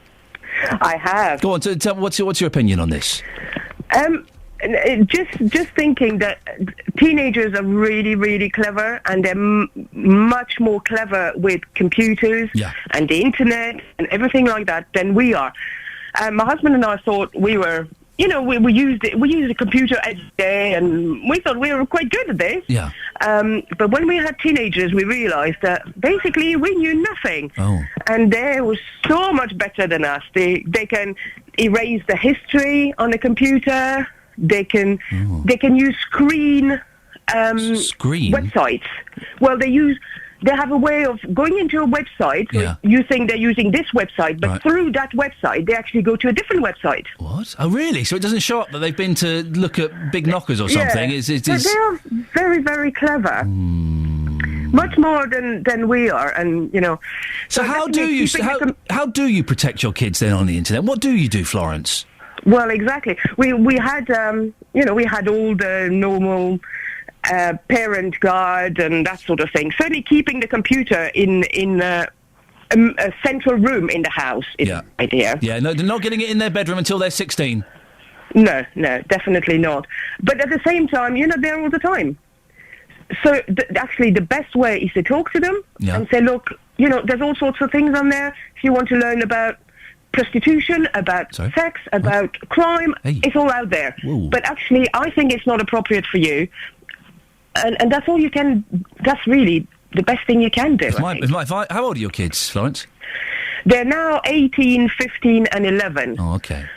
The 18 and 15-year-old, basically, they don't need any protection anymore because they know everything that's, available there, and they've probably seen a lot more than me. Hey. In my day, Florence, you could only see, and I'm going to tread carefully because we have got young ears and I don't want to lose Jonathan and his audience, you could only see mucky stuff if you were fortunate enough to find something stashed in a bush. Exactly. But nowadays, you can look at it on your telephone. Absolutely. And they do. In secondary schools, you find they do that. They email each other videos and things. So they have seen it. Yeah. Florence, listen, thank you very much. It's a tough one, isn't it? They are very computer literate. You see, that's the thing. So they can get around all these firewalls that you put up and bits and pieces. On the subject of gay marriage, Bob in High Wycombe, Iain, can you please explain the difference between the rights of civil partnership and that of marriage? I'm not really understanding why gay people would want to have the label of marriage and why the straight community have such a problem with it. Well, it's just a bigger commitment. There are slightly different legal ramifications. And, hey, this is my civil partner. This is my wife. This is my husband. Hey, it's just much better, isn't it? It's just better. And it does confuse me how anybody can frown on two people who want to celebrate being in love. We had Freddie who called in and was making a ridiculous connection between paedophilia and homosexuality, which is absolute nonsense, absolute tosh. And I pursued him for a long time because I knew that that's what he was hinting at, and we got there in the end. So that put those rubbish arguments to one side. Two people stood there saying that they're in love with each other in front of their friends and their family and potentially in the eyes of God, if that's what they believe in. I struggle to understand how anybody could have a problem with that. Why would you have a problem with that? But maybe you don't agree with what they do in the bedroom. Again, they're not going to do it on the altar, are they? They're not going to demonstrate the practices in front of you at the wedding reception. Right. On that rant, I hit this button and we get the music that means Sophie Tyler is on her way. Sophie, travel news. Beds, hearts and bucks travel. BBC Three Counties Radio. Still looking busy out there this morning, particularly on the M1 northbound. 2 lanes are closed and there's queuing traffic. It's all following an earlier accident. Multi-vehicles involved there. Just between junction 12 at Flitwick and 13 at Bedford. You're going to be queuing for around 25 minutes, I'm afraid.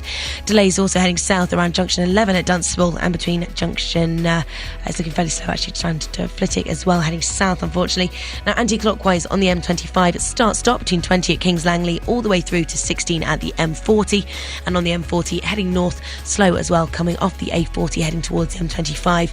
Now heading south on the A1 still slow between the St Neots Junction and the Black Cat roundabout, and the Barnet bypass also slow where you expect between Stirling Corner and Mill Hill Circus. Delays of 20 minutes still in place on First Capital Connect between Hertford North and Moorgate and Stevenage and King's Cross. Sophie Tyler, BBC Three Counties Radio. Thank you very much, Sophie. Well, there we go. It's another show finished. Back tomorrow at 6 o'clock, God willing. Stick around, though, because coming up next, it's going to be a feisty one, I think. Jonathan Vernon-Smith. Until tomorrow, ta-ta. Getting beds, hearts and bucks talking. This is BBC Three Counties Radio. Thanks, Iain. Good morning. Welcome to the JVS show. I'm Jonathan Vernon-Smith. It's Tuesday, and on today's Big Phone-In, I'm asking, how do you want your MP to vote on gay marriage? It's crunch day for an issue that's been discussed